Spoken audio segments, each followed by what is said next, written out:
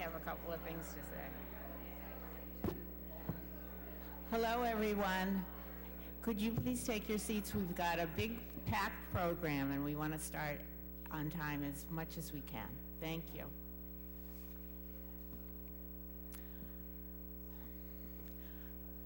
Okay. I am Fern Schaefer, the co-chair of Yom Shabbat, along with Star Ziv, and we'd like to welcome you to the South African Experience Personal Perspectives. Before I turn the program over to our South African friends, I just want to alert you to a couple of Yom Shabbats coming up.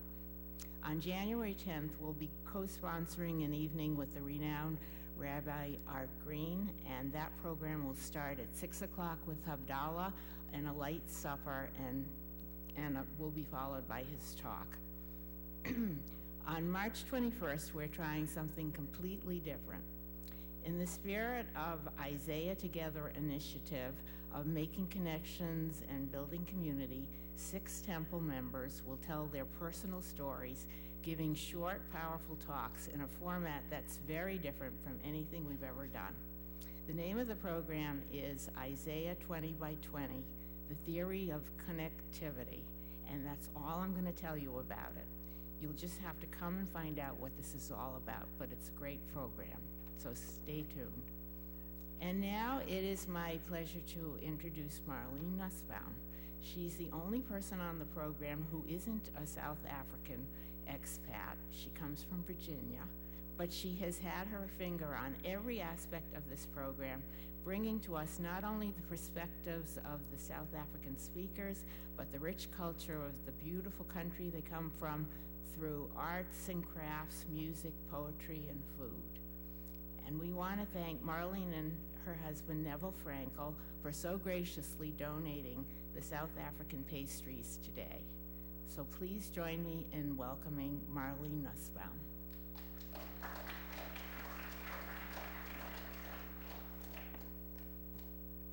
Shabbat Shalom. Before we begin, there are 2 people that really need to be thanked. Fern Schaefer and Marilyn Starr just put in an unbelievable amount of time in making the Yom Shabbat program work. So, as Fern has already divulged, I'm the one speaker here today who's not South African. However, my husband and I like to joke that we come from the same place. I grew up in segregationist southern U.S. It is a real privilege to be the moderator of today's program because you are about to witness a dialogue with 4 amazing South African-born Jews, each of whom has an incredible story to tell. I will share with you that when we all met at our home a few weeks ago to prepare for today's discussion, I was absolutely fascinated, blown away really, that 4 people who came from the same country, shared the same heritage, would have completely different perspectives of what it was like to live under apartheid. But you know, as I reflected on that, it began to make sense, because as you will find out, these 4 people left the country at different ages, came from very different family backgrounds, and they left for very different reasons, and they left at different points in South Africa's political history.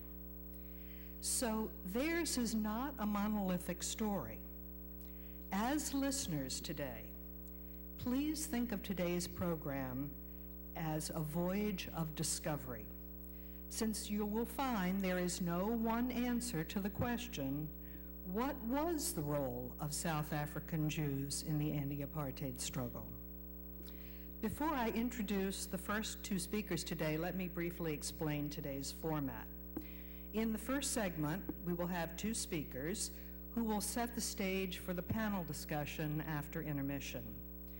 Our first speaker, Neville Frankel, will provide the historical and political background that led to apartheid.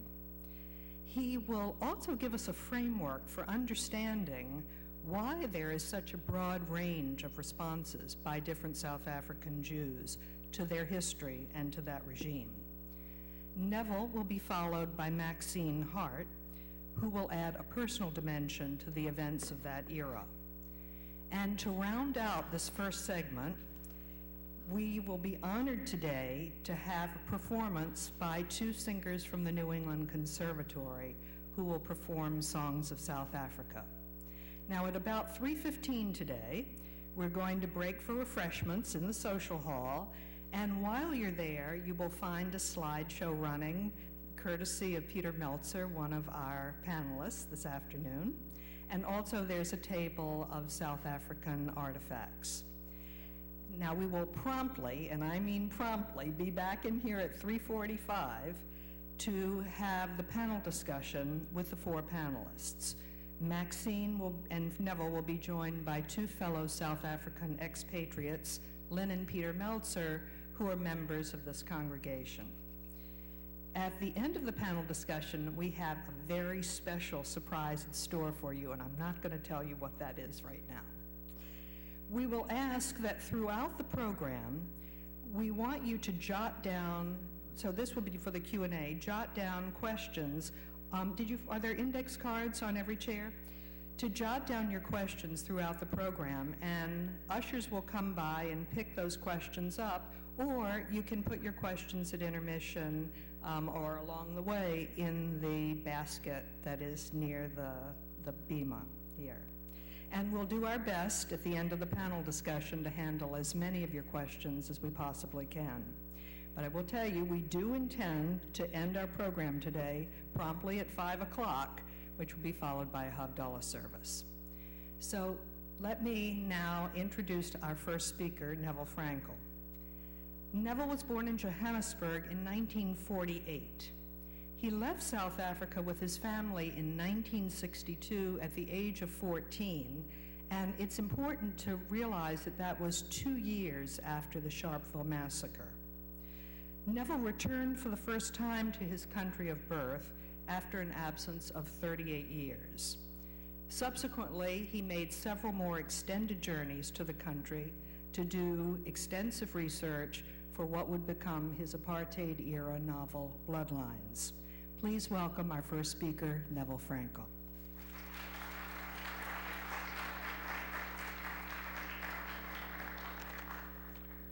Hi, everybody. As a matter of full disclosure, I need to let you all know that that woman is my wife.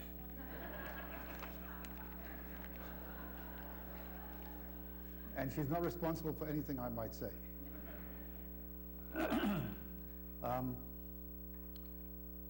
It's actually an honor for me to be here today because of the four people who are speaking, I am the only one who didn't have anything to do with the anti-apartheid movement, having left the country at the age of 14. Would I have done so had I stayed? I don't know, but that's not the question. I don't have, therefore, the moral authority to talk about apartheid or anti-apartheid activities that the other three people do. I'm just here as a storyteller to try and set the stage. Are there any South Africans here? Okay, if I say anything wrong or if you disagree with me, please wait till afterwards, then we can talk, okay? Marlene suggested that you think about this as a voyage of discovery. And what I'd like to do is to take you on a voyage of discovery that I have been through over the last 8 or 9 years. I ended up writing a book about South Africa. And when I was finished writing the book, I ended up talking about it. And I discovered that talking about it and writing it were two very different things. I also discovered that I had known enough to write the book.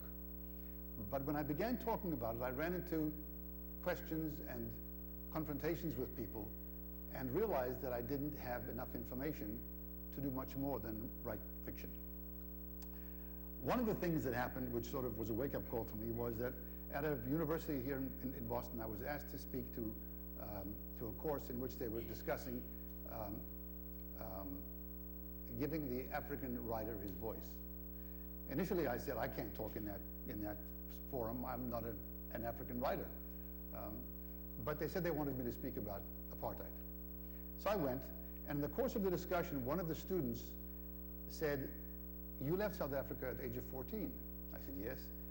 She said, did you know at the age of 14 what was going on in the country, and did you have any idea of what the conditions that black South Africans lived in?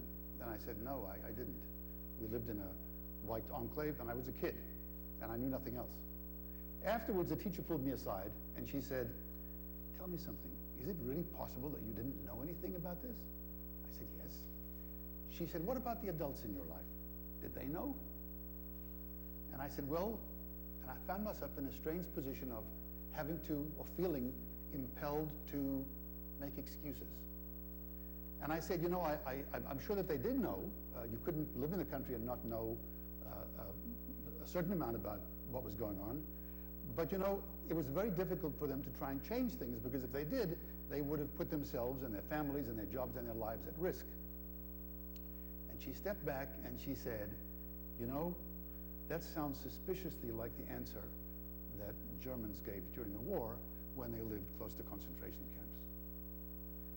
And that sort of exploded something in my head, because I realized that if I was to absolve, and I use that word very loosely, those who didn't do more to end apartheid in South Africa, then I had to offer the same forgiveness to those Germans in Germany who didn't do anything when the Holocaust was taking place.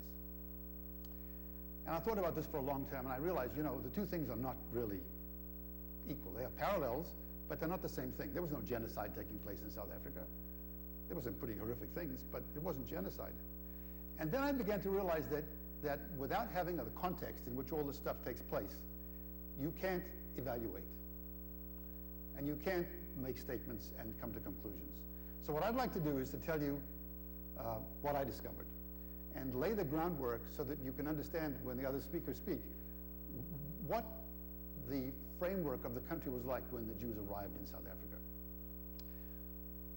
And this is where my caveat comes in. I'm going to be talking about a lot of history here, and I'm going to do it in 15 minutes. So for those of you who are historians or would like accuracy, please forgive me. I'm just going to lay a very rough background. South Africa was settled in 1652, and it's interesting if we look at the language that we use. It was settled in 1652. Well, there were people there already. So what are we talking about? What we're talking about is the first Europeans who arrived in South Africa on the Cape of Good Hope, and they arrived in 1652 in the form of the Dutch East India Company, and the objective of the Dutch East India Company was to create a refueling station at the tip of Africa for ships going around the tip of Africa. And when they landed, they found in the area that was at the tip of Africa a people which has been known as the Khoi, or Bushmen, or Hottentots, depending upon who you talk to, whom they enslaved. And within 50 years, the lifestyle of these people, which was nomadic and pastoral, had disappeared. The people in the Dutch East India Company ended up leaving the Dutch East India Company very quickly, because they discovered that they liked South Africa, and they wanted to be, instead of colonists, they wanted to be settlers. They wanted to live there. So they broke their contracts and they moved out into the countryside. And they established a slave society. They imported slaves from India and from Angola and from Mozambique, and they pirated Portuguese slavers going around the tip of Africa and stole their slaves. And by what can only be called, in retrospect, institutionalized rape, white masters and black slave women ended up creating children, which created a whole different culture of people, a whole different class of people in South Africa, which came to be called coloreds. And they were, you know, I guess it's an indication of the fact that everything always in South Africa had been very sensitive to the whole issue of race and color and what culture you came from. So now you had these three different groups of people. You had the descendants of the Dutch, who were first called Boers and then became Afrikaners, and those names became indistinguishable. You had their black slaves who came from a variety of different places, and you had this third category of people called coloreds. And then in about 1820, the British arrived. And there began a huge conflict between the British and the Afrikaners, because the Afrikaners, who were the descendants of the Dutch, wanted to establish a republic for themselves. And the British, as they always were in those days, were attempting to expand the empire. And those two things conflicted dramatically. That was the beginning of the Afrikaans-English conflict. But in 1834, slavery was abolished in the British Empire, and they tried to abolish it in South Africa as well. And the Afrikaners were having none of it. Many of them got into their covered wagons on the tip of Africa, and they went inland in what's come to be known as the Great Trek. And the Great Trek was really very important in a religious sense, because as these people in their covered wagons moved north into inland in South Africa, they thought of themselves as the chosen people, and they thought of their trip in these covered wagons up into the inland as equivalent to the Jews' journey through the desert after they left Egypt. And they were seeking their promised land.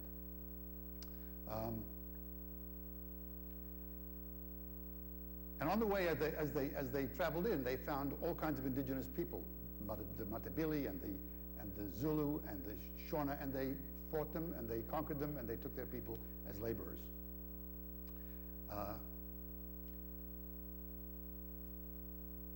And I'm going to go forward a little bit, because in 1880 something, gold was discovered in the Witwatersrand, the Whitewaters Ridge, just outside Johannesburg.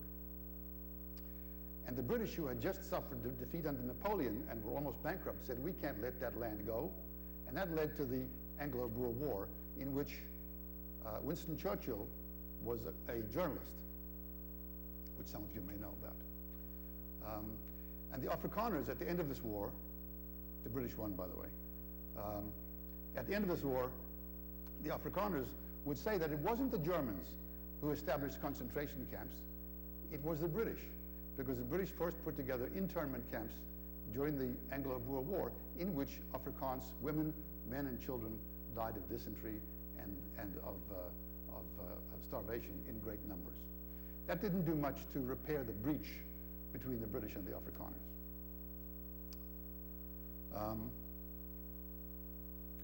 Then comes the First World War, and the lead up to the First World War, in which the Afrikaners, because of their antipathy to the British, wanted to go into the war on the side of Germany. But that wasn't going to happen. This was still part of the British Commonwealth, and as you know, South Africa went into the war on the side of Britain.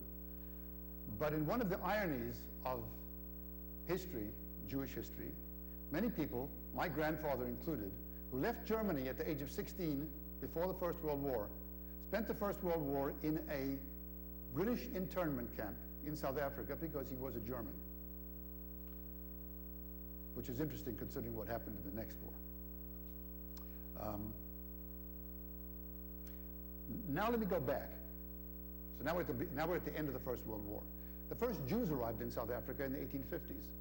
There were about 4,000 of them, and they were anglicized Jews. They were English and they were extremely civilized, and they arrived in South Africa in order to establish a better life for themselves.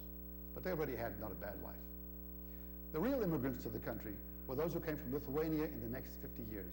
There were 60 or 70,000 of them. And they came almost all from an area of Lithuania called Kovno.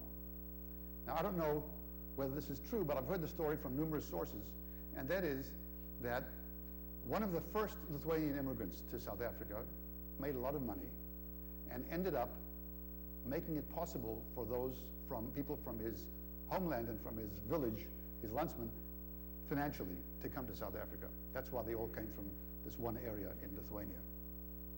So what happened when they arrived? Here are these people who, for most of their lives, had been on the lowest rung of the totem pole, the lowest rung of the ladder. They get to South Africa and they discover that they have to learn new language. Which language? English or Afrikaans. They have to earn a living. They have to integrate themselves into this very new culture. And I don't think that they had any sense of the real issue in the country, or what's the real issue that we're dealing with now, which is the black-white struggle.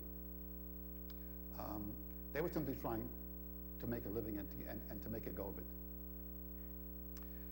In 1910, when the Zionist movement began, the Jewish participation in the Zionist movement in South Africa was extraordinarily broad, and they embraced the whole idea of Zionism because for them it was a homeland that they didn't have. And interestingly enough, the South African government initially was very much in favor of this move towards a homeland in Zionist thinking, because they understood the need for a home. But then the 1930s happened. Several things happened in the 1930s. The Afrikaners began to move off the farm and into the cities. And wherever they went, as they moved into the cities, they found Jews. And there were three kinds of Jews that they found. And at the time they were finding these three kinds of Jews, there was also a great deal happening in Germany and the rise of Nazism, which sort of fueled a kind of an anti-Semitism in South Africa as well. But the three kinds of Jews that they found were those who had made a lot of money in the city, in commerce or in mining. And in the little villages they went to, they found wherever they went that there was already a Jewish carpenter and a Jewish tailor and a Jewish somebody who owned the general store. And so they couldn't establish jobs there. And then they turned in the other direction and they saw the third kind of Jew, the communist, the socialist, the labor leader, because Jews were very involved in starting the labor movement in South Africa, and they were instrumental in starting and keeping the Communist Party going as well. And the labor unions were the only ones that were interested at the time in integrating black and colored South Africans into the unions. And the Communist Party was the only party that would allow black South Africans to become members. So there were all kinds of reasons for anti-Semitism in the country. Any one of those three would have been enough. All three was sufficient. So in the 1930s, the architects of apartheid, which hasn't started yet, by the way, began to try and institute restrictions on citizenship for Jews in South Africa. And the Jews were told in significant ways that they were guests in the country and they had to behave themselves. Now let me just give you a sense of the numbers. At the beginning of the century, there were probably 16 million black people in the country. There were probably 2 1/3 white people in the country. The blacks were divided into more than a dozen ethnic groups. The whites were divided into English and Afrikaans-speaking people. And then there were 104,000 Jews. Less than there are today in Cleveland. But Johannesburg was known as Joburg. And for those who wanted to speak about it in a derogatory way, it became known as Jewburg, despite the small number of Jews that were there. So here you have, as we sort of move up towards the Second World War, you have a population of Jews which is very small in the country, which is, in a sense, feeling beleaguered, which knows that it is a visitor in the country and can be expelled at any time. And then the Second World War takes place, and then in 1948, oh, by the way, there was some movement in the Second World War for South Africa to go into the war on the side of Germany as well, but that didn't happen either.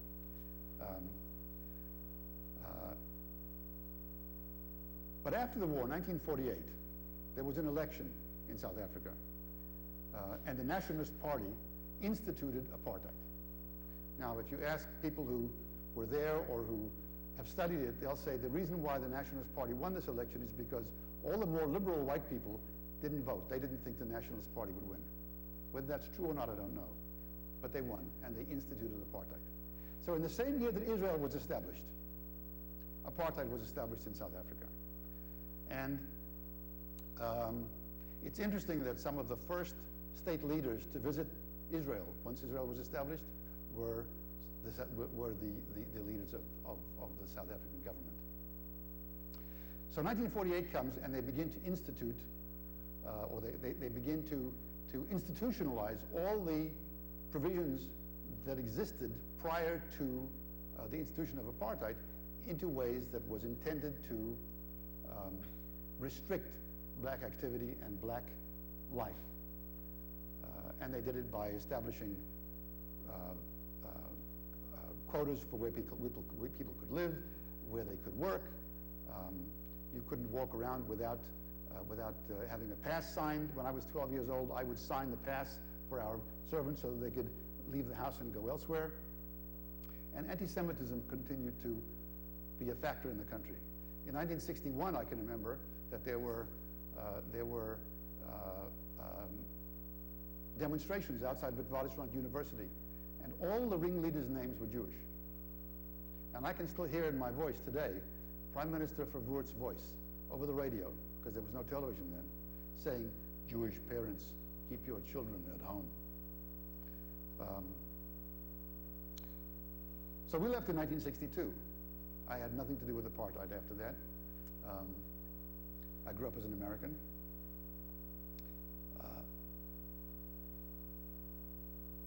And the role of the Jewish community in the anti-apartheid movement is an interesting one.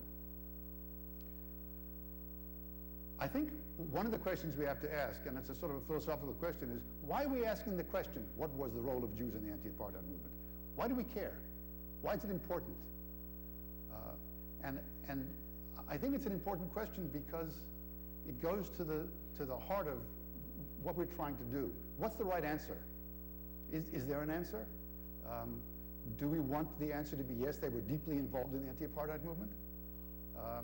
Or do we not? I'll show you a book written in the last few years by the Jewish Board of Deputies in South Africa. It's called Jewish Memories of Mandela.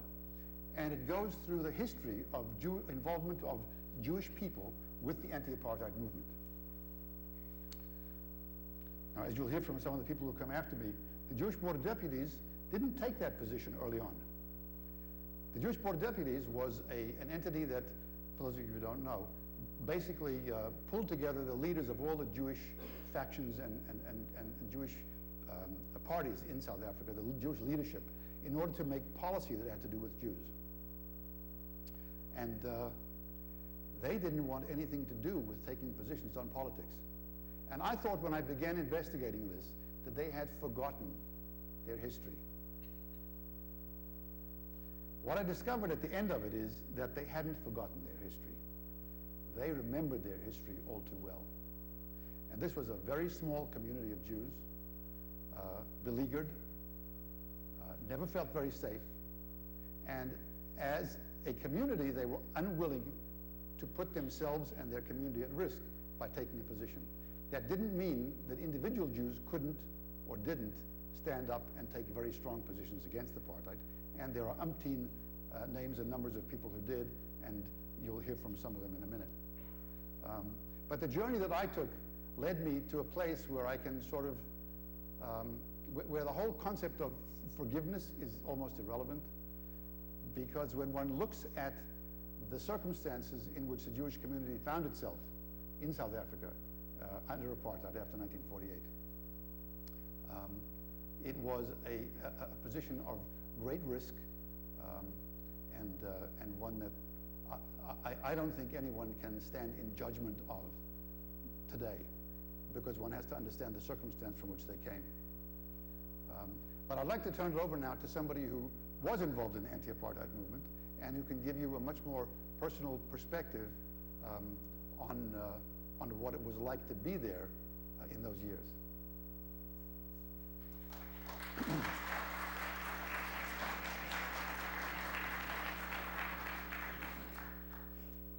I don't want to embarrass her by saying this, but I've never met a woman quite like our next speaker. Maxine Hart was born in Johannesburg, also born in Johannesburg, in 1959. Maxine was an anti-apartheid activist and a former political prisoner who was convicted in 1985 of furthering the aims of the African National Congress. She spent 156 days in solitary confinement. After the fall of apartheid, she served as the deputy director of the Independent Electoral Commission that organized the first elections in South Africa. And by the way, we have a copy of the original ballot from 1994. Subsequently, she was a consultant to the ANC officials restructuring the South African state, in particular the welfare department. Maxine came to Boston with her husband in 1997, 3 years after the election of Nelson Mandela. In 2014, Maxine gave the Ruth First Memorial Lecture at Brandeis University, and she was interviewed for the book Cutting Through the Mountain, a compilation of interviews with South African Jewish anti-apartheid activists. And by the way, we have a copy of the book out on the table in the social hall. She currently lives in Newton and is a human resources professional at a community bank on Boston's North Shore. Please welcome the most amazing Maxine Hart.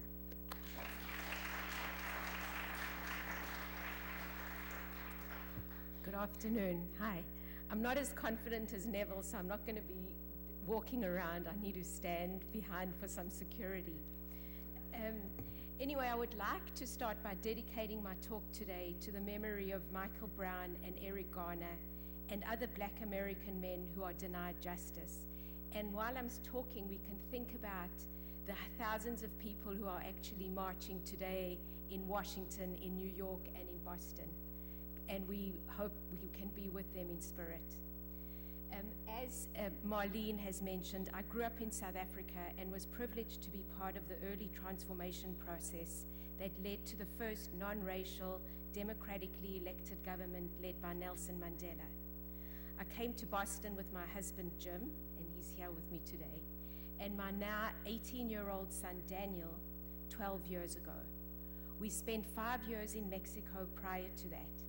I share this as my talk will not attempt to focus on issues confronting current-day South Africa. I feel this would be arrogant of me to attempt to address current issues, having lived out of the country for the past 17 years.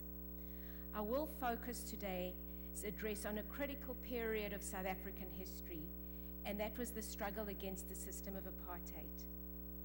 That struggle brings into focus questions of structural, racial, and class inequality, issues that continue to have relevance and resonance in struggles around the world today, not least in the United States. I will look specifically at the question of white involvement in the struggle against apartheid as well as issues of Jewish involvement in the struggle. I will share my personal story as I hope it demonstrates all these different strands.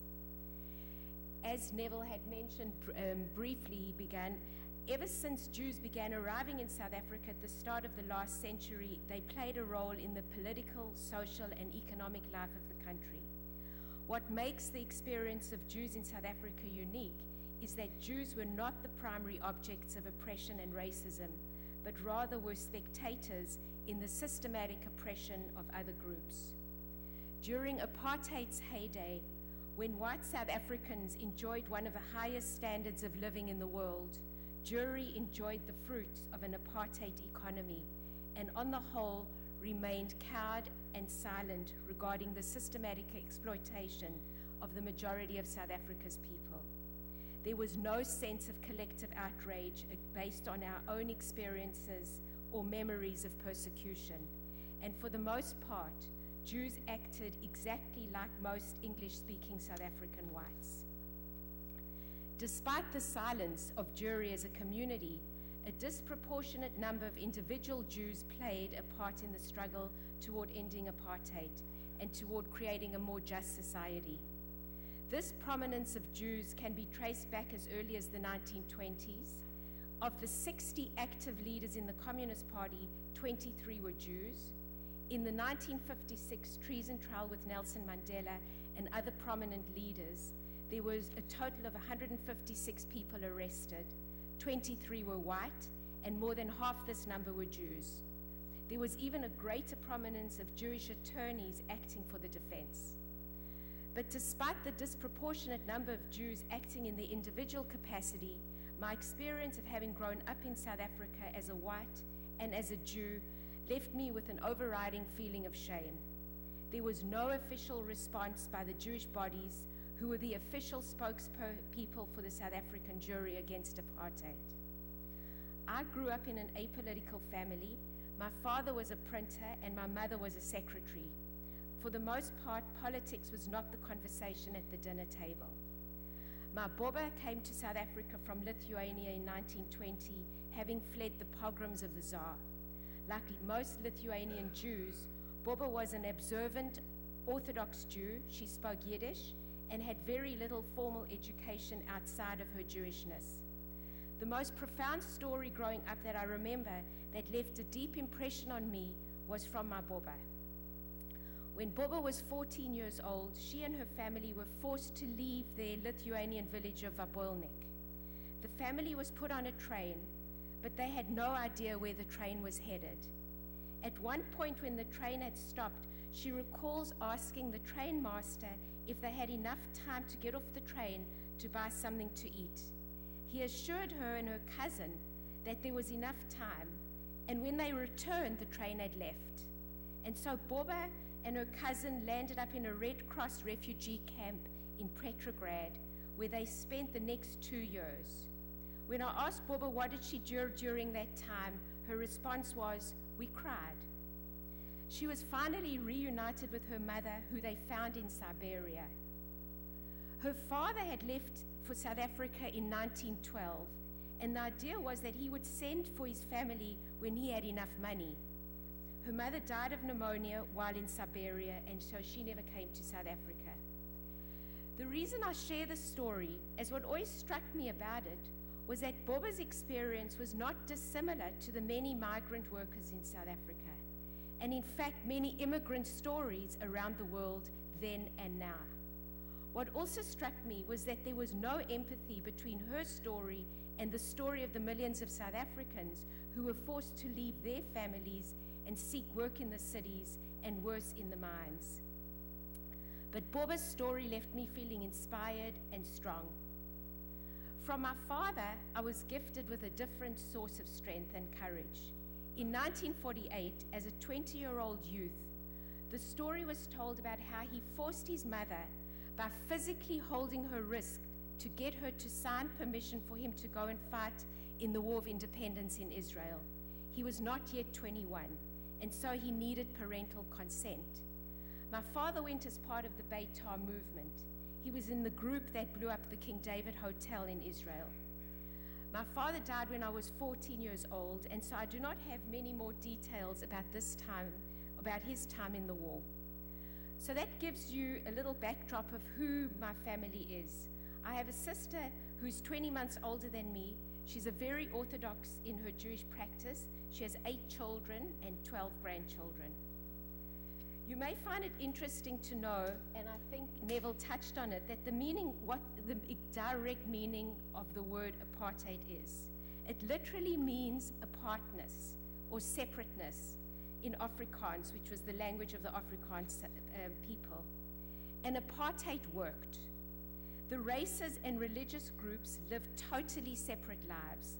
So just to give you an idea of what it meant, the first time I met an Afrikaans-speaking person as a friend was when I was in my 30s. When I think back on myself to my growing up years, I was aware that I always had a feeling that something was wrong, but other than that, I did not have any context to understand it, let alone judge it. There was no TV in South Africa until 1976. News was controlled by either the English-speaking or Afrikaans-speaking press, and the flow of information was highly controlled and regulated. And we were not exposed to much news. Ironically, the year that TV was launched in South Africa coincided with the Soweto riots. And I remember as a 17-year-old crowding around the TV set of a neighbor, and there we saw images of black school children rioting. And it was all very confusing. They were burning schools, and to be honest, I had no understanding of what was happening.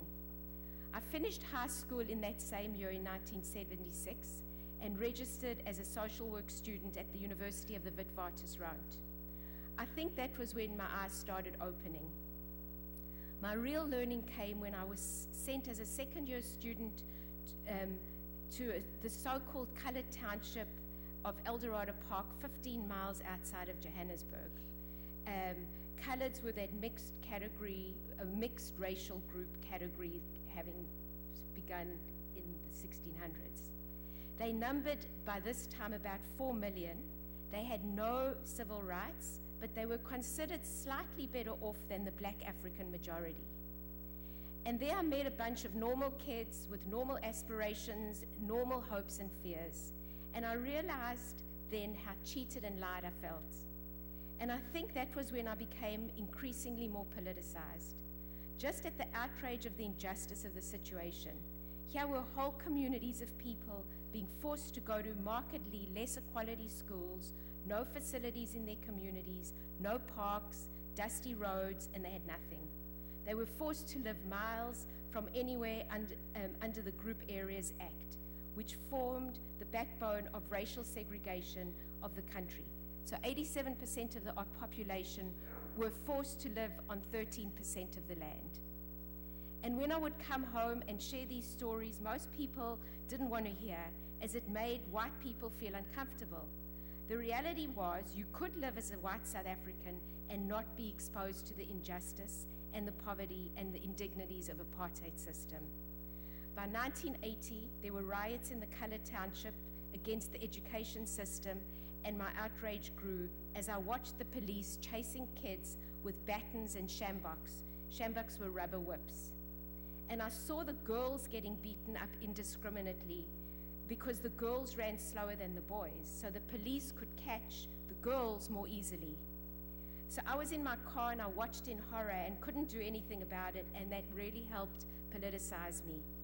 It was around this time that I began joining different organizations against apartheid.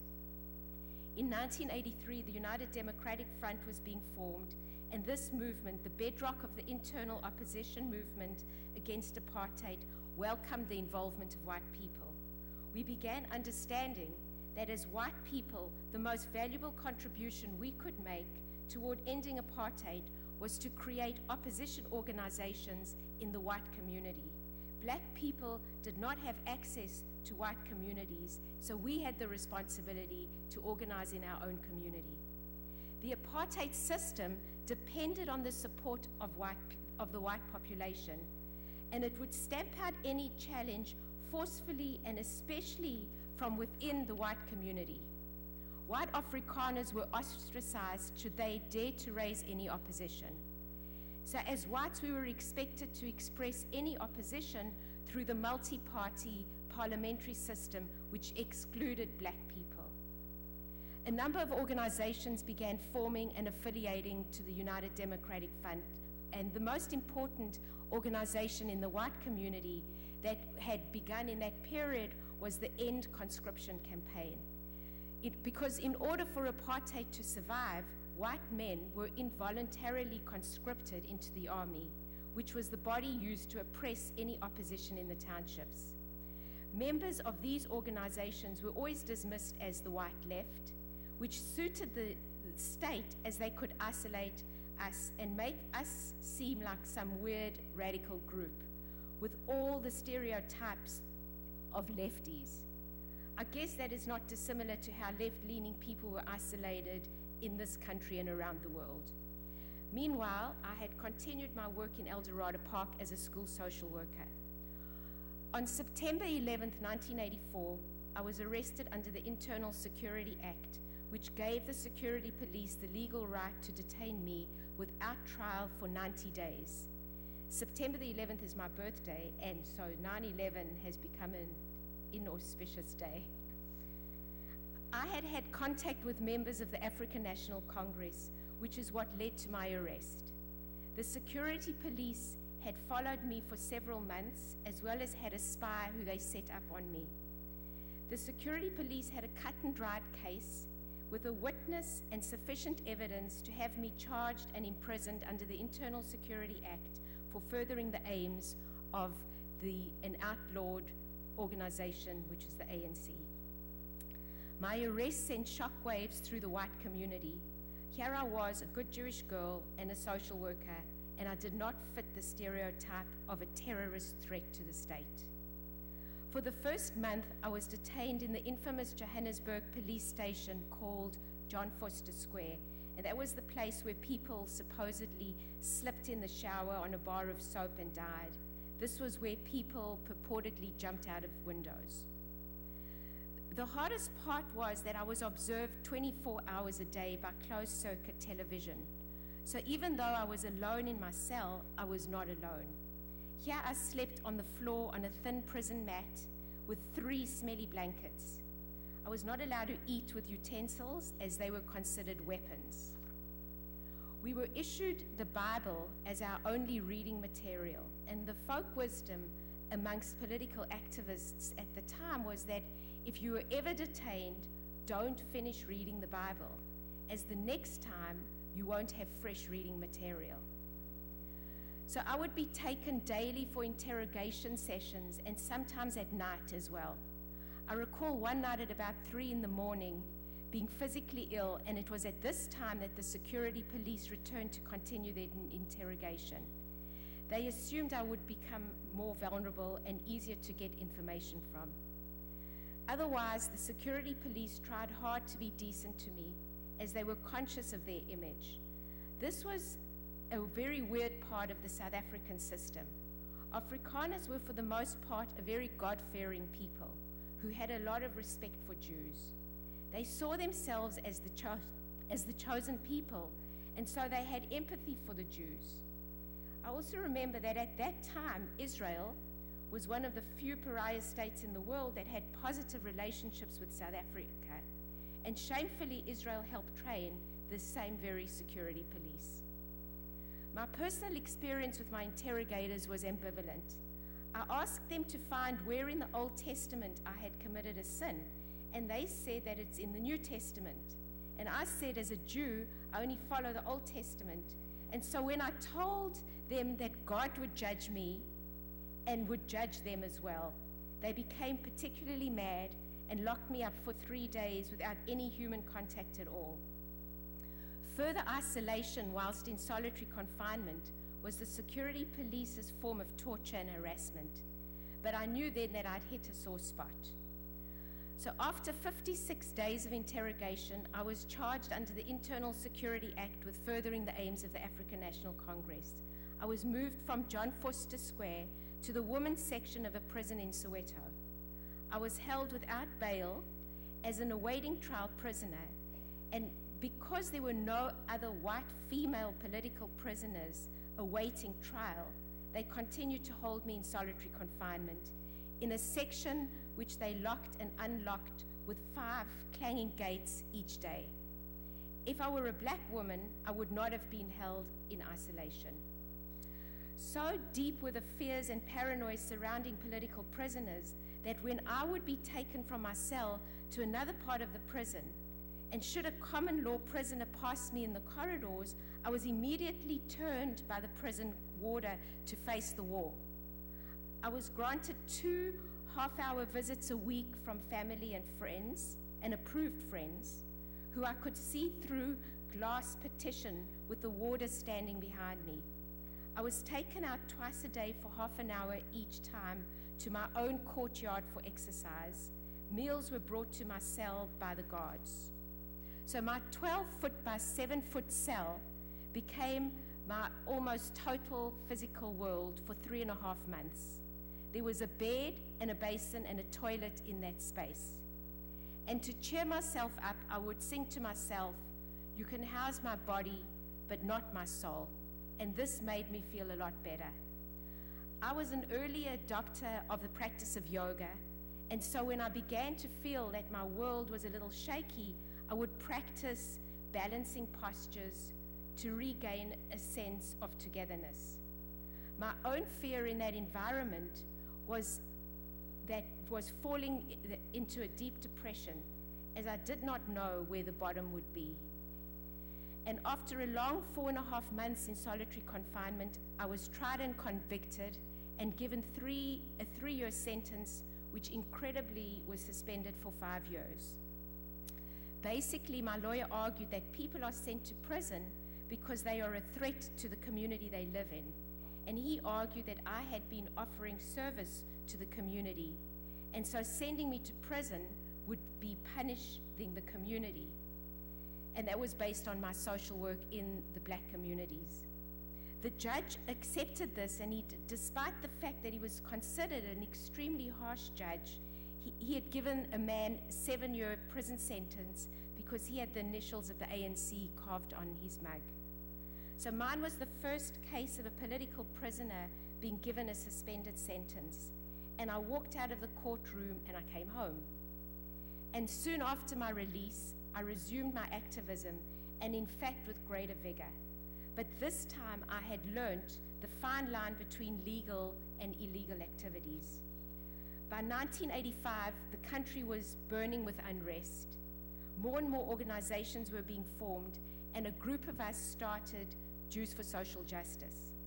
Whilst we understood the need for formal institutional support, we did not get it from the Jewish Board of Deputies. They were angry with us for forming this organization. Our first public meeting attracted over 500 Jewish people, which was historic in that white people did not usually attend political meetings in meaningful numbers. We understood then that organizing as Jews was in fact the right thing to be doing at that time.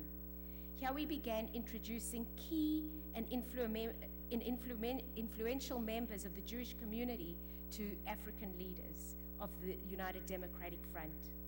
This had the powerful effect of demystifying and demonizing the so-called terrorists, which the South African government were trying so hard to portray as the enemy of the state and of whites. In June 1986, I was arrested a second time, along with thousands of others, when a state of emergency was declared. The security police, in fact, interrogated me extensively about Jews for Social Justice. This opposition by Jews had clearly hit a raw nerve. And during the second detention, I was held for 14 days in a police cell, again in solitary confinement, without charge, and was then released. This was a brutal period in South Africa's history. Scores of people were being killed daily in the townships. There was deadly rioting, strikes, and boycotts all over. So while the ruling party were clearly losing their grip, they were increasing their crackdown on all and any form of opposition. The flourishing of anti-apartheid organizations in the white community further hurt the ruling party. There were business people who were expressing their dissent and going off to meet the ANC in exile in Lusaka. There were professional groups of doctors and social workers. There were sports people, and we were all organizing against apartheid. At the same time, the professional body of social workers launched a case to strike me off the roll as a social worker because of my political conviction. Social workers were outraged and came out in support of me, and we established an organization called Concerned Social Workers. I was asked at that time to apologize or be suspended from my professional practice, and I refused all such plea bargains, and this case was ultimately dropped. The rest is history. On February the 11th, 1990, Nelson Mandela was released from prison after 27 years. The next few years were fraught with much violence and tension, taking the lives of 15,000 people. There was also negotiations and high hopes for the future.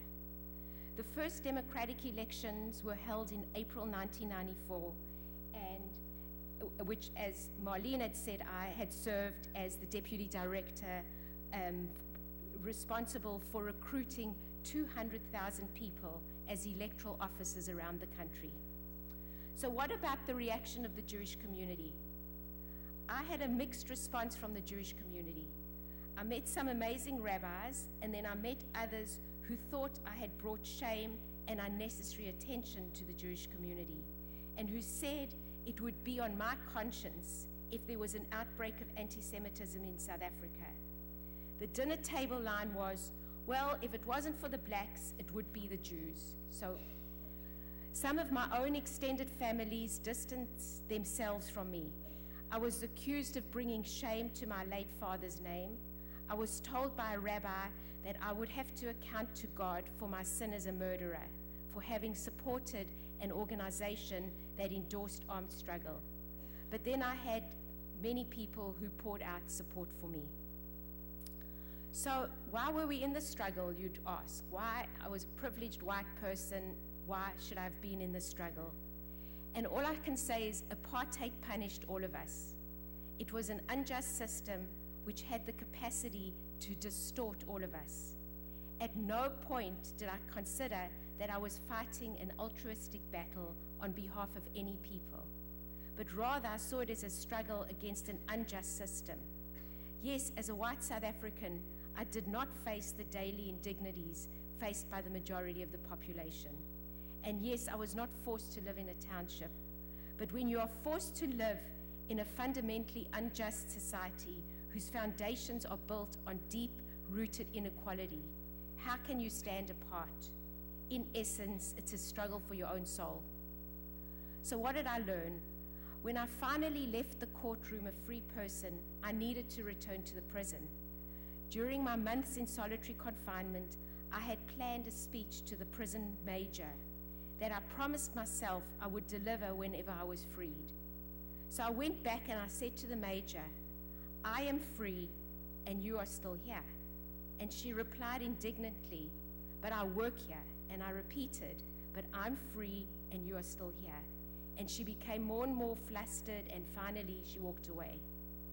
And the key lesson is that we need to be vigilant against becoming our own prison warders so as not to mentally lock ourselves up. And we need to be willing to confront injustices in our own societies before we confront the failures of others. So I'll end today with a challenge for myself and for all of us in the audience. What of the Fergusons, the South Sides, Staten Island, and Dorchester? What role should we play in confronting the injustice we see around us right here? And what lessons can we learn from South Africa that are relevant in the United States today?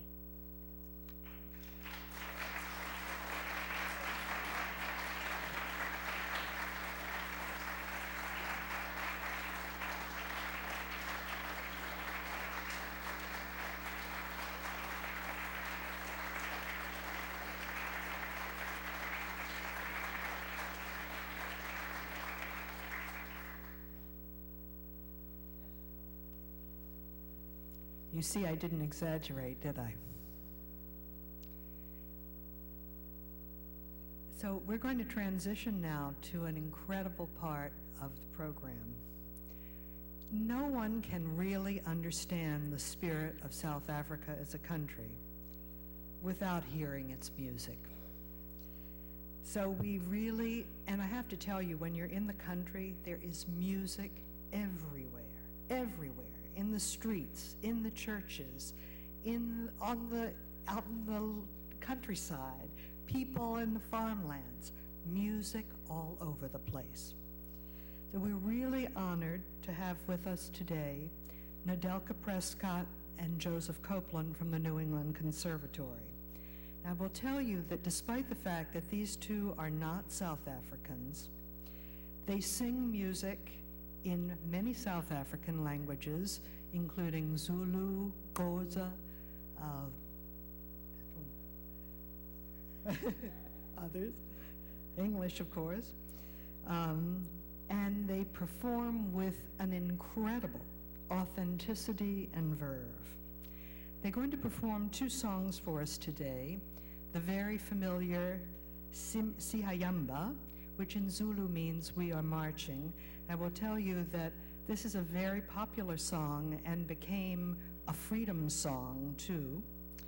And also they will sing one of the South African anthems, Nkosi Sikelel' Afrika, for which we will all rise. But I do want to tell you a little bit about each of these singers, and Neville is going to get the microphones for them. It's handy to have your husband, one of the speakers. Singer, songwriter, arranger, New York-born Nadelka Prescott is an award-winning instructor of voice and choral music. A doctoral student at the New England Conservatory, Ms. Prescott is a faculty member at the New England Conservatory and also at the Berklee College of Music. She's the director of New England Conservatory's a cappella quartet, the Earth Tones, which are phenomenal, and performs with the mixed-style sextet called The Six of Us. With a very long and impressive resume in performing arts, Ms. Prescott has recorded and performed her songs both in the United States, and she's toured internationally as a classical mezzo-soprano. She has performed background vocal work for a host of legendary musical artists, including Alicia Keys at the 2001 MTV Awards. She will be joined today by Joseph Copeland, who is a singer, composer, and music educator from Brooklyn, New York. Mr. Copeland received a BA from Oberlin College in Music History and Theory and a master's in jazz studies at the New England Conservatory, where he's now also a doctoral candidate of musical arts. Mr. Copeland has performed at prestigious venues on the East Coast and in the Midwest, and he also is a member of the Earth Tones, an a cappella group that specializes in African folk songs, spiritual, and jazz. Please welcome Nadelka and Joseph.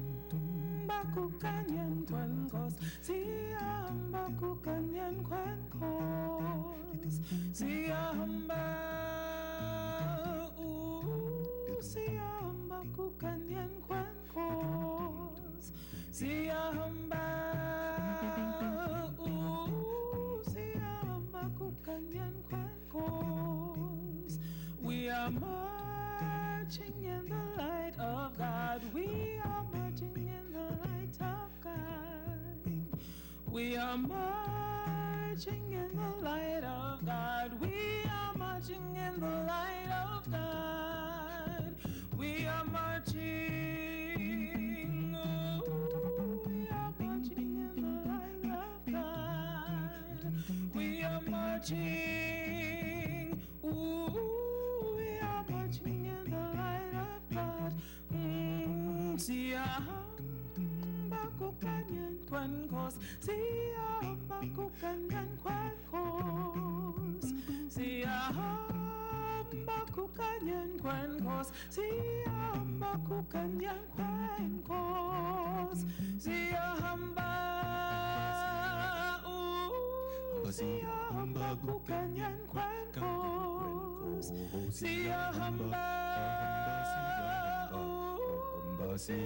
Bakukanyan kwankos. Do do do do do do do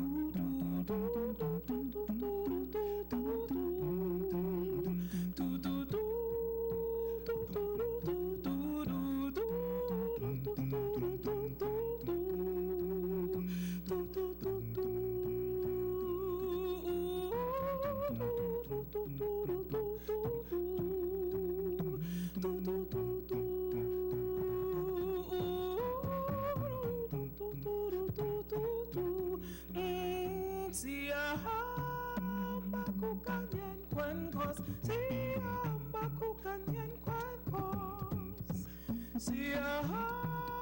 Bakukanyan kwankos. Bakukanyan kwankos.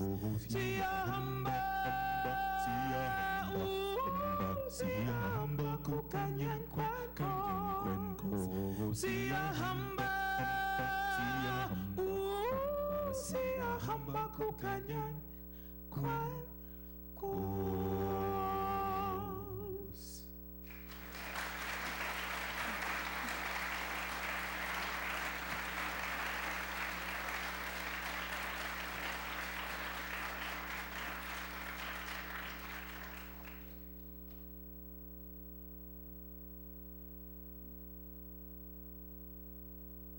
So now we will do the South African anthem. Please stand and join us.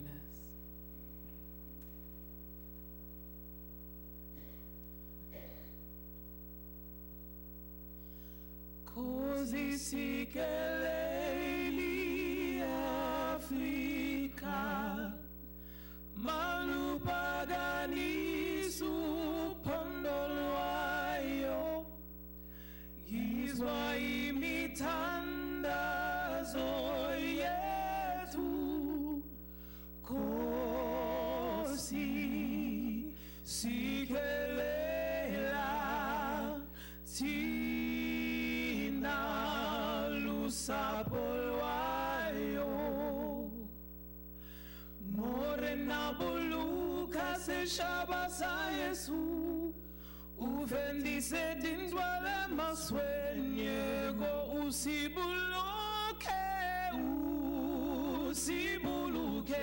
sibuluke morena, sibuluke seshaba sa Yesu, seshaba sa South Africa, South Africa. Et die blancs vont annoncer, et die diepte annoncier, ons wie ververbekt, waar die grond zij overgeeft, sounds the call to come together, and united we shall stand. Let us live and strive for freedom in South Africa, our land.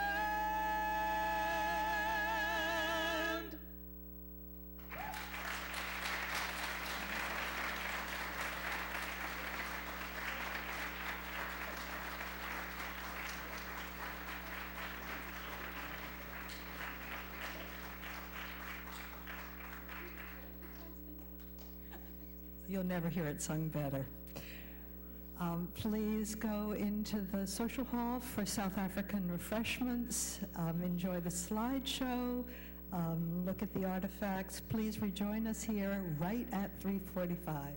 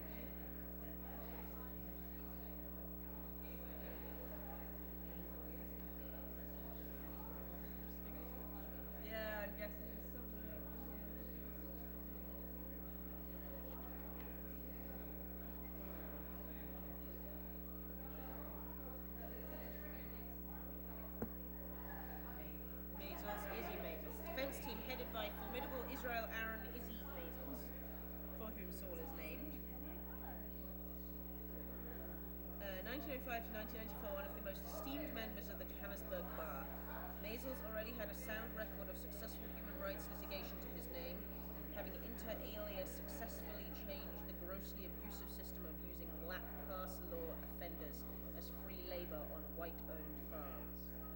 His Jewish communal service included serving as president of the SAJBD, presumably Jewish Board of Deputies, the South African Zionist Federation and the Federation of Synagogues. Later he served on the board of Jewish Agency for Israel, the first South African to hold this prestigious position. And my grandmother was a very influential woman in the Women's International Alliance, so.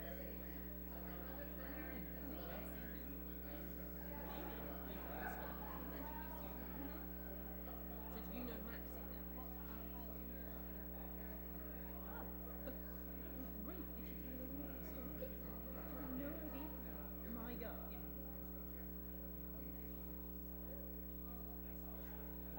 Thank you so much. Good to know. Okay, let's go find them. Let's go read.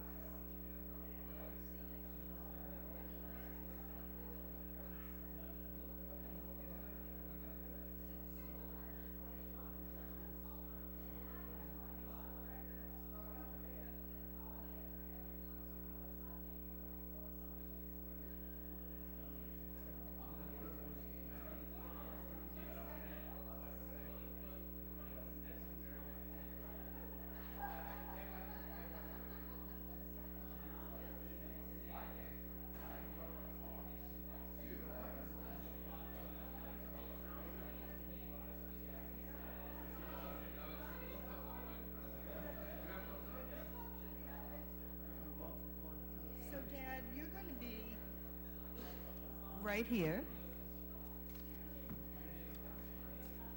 So let's be sure that we can hear you.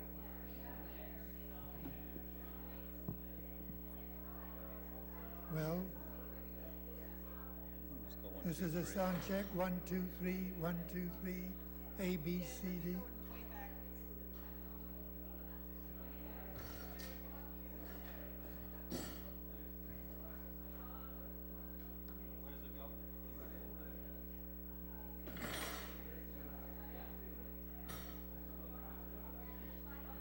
A, B, C, D, 1, 2, 3,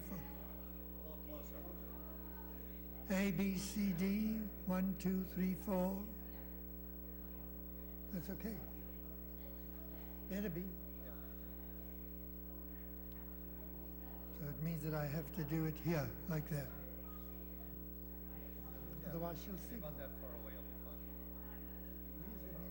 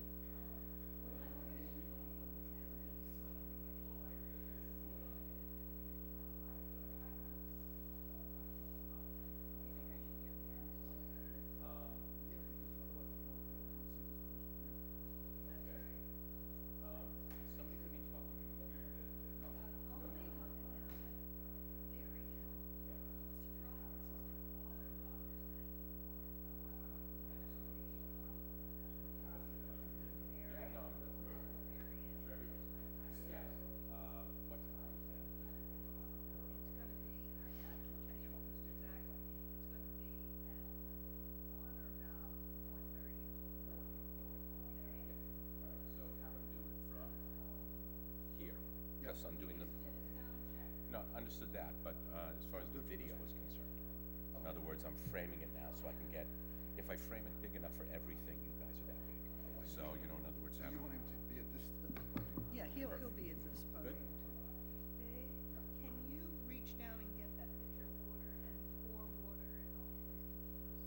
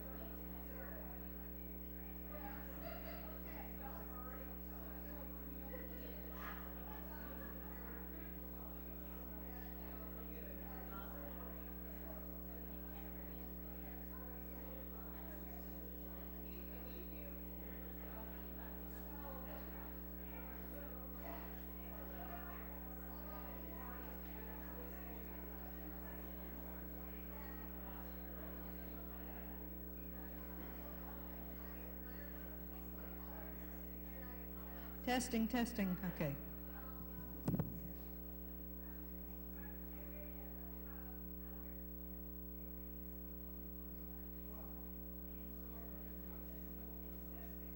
Testing, testing, good.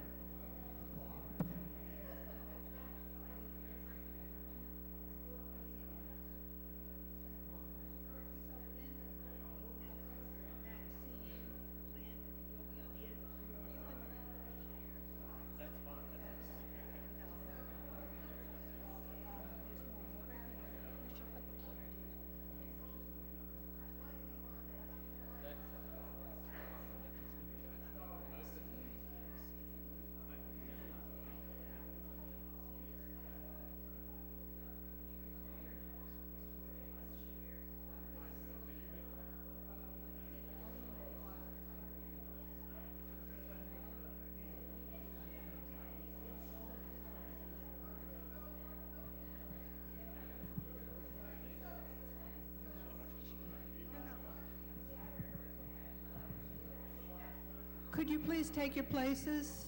We're going to be starting in 2 minutes.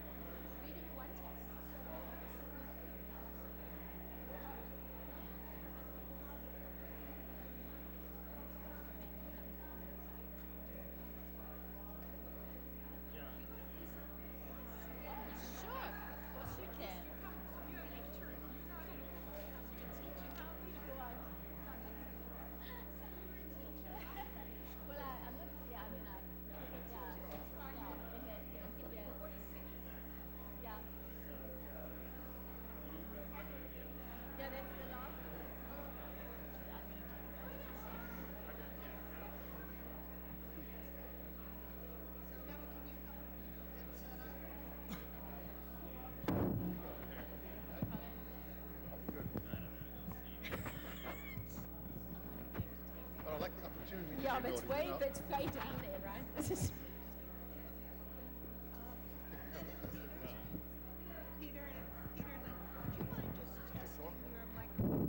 Testing, testing.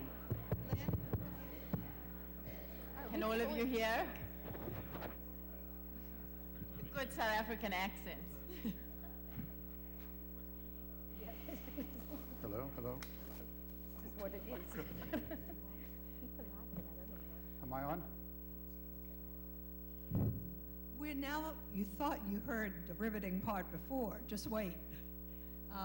We are coming to what I think you're going to find is the most fascinating part of the program now. In addition to Neville and Maxine, we have two additional panelists who are members here at Temple Isaiah, Lynn and Peter Meltzer. Let me tell you a bit about them before we begin. Lynn Meltzer was born in Johannesburg in 1950 and attended a Jewish day school. She received her doctorate in psychology from the University of Witwatersrand, where she was a lecturer until 1977, when she and Peter emigrated to Boston for political reasons, which you're going to hear about. Since she's been here, she was on the staff of Boston Children's Hospital and Harvard Medical School for 9 years, and in 1988, she co-founded the Institutes for Learning and Development in Lexington. She is the author of numerous articles and books about executive function, learning difficulties, and attention problems. She is honored to be returning to South Africa in February as the keynote speaker in Cape Town, where she will speak at the International Association for Cognitive Education. Peter Meltzer, also no slouch, was born in Johannesburg in 1949. He and Neville, I believe, are a month apart in age. I'm older. That's true. Peter received a doctorate in chemistry at the University of Witwatersrand, where he also taught. During his college years, Peter was involved in protests against the nationalist government. Peter's involvement led to his participation with 3 other students in what became known as the Mafeje Affair? Mafeje Affair, thank you, in 1968. Peter was involuntarily conscripted by the South African Army prior to entering university, and his involvement in the affair was widely publicized. Among the consequences he suffered was confiscation of his passport and intensive monitoring by the South African security police. In 1977, Peter emigrated with Lynn to Boston, where he joined MIT as a research associate. In 1986, Peter co-founded Organics and continues to conduct research and serve as its president and CEO. After nearly 2 decades of absence, Peter and Lynn returned to South Africa in 1996, and together they experienced for the first time a truly democratic South Africa. Please welcome those two.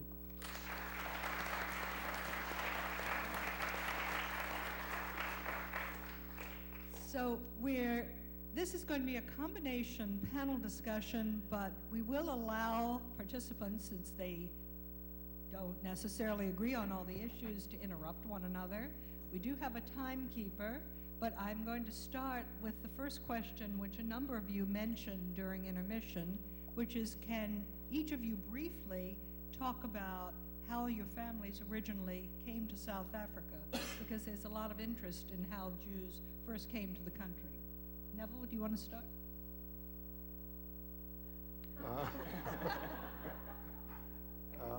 Yes, I've spoken already about my grandfather, who came from Germany, and the rest of my family came from Poland, from England via Poland, and then from Latvia in the early part of the 1900s.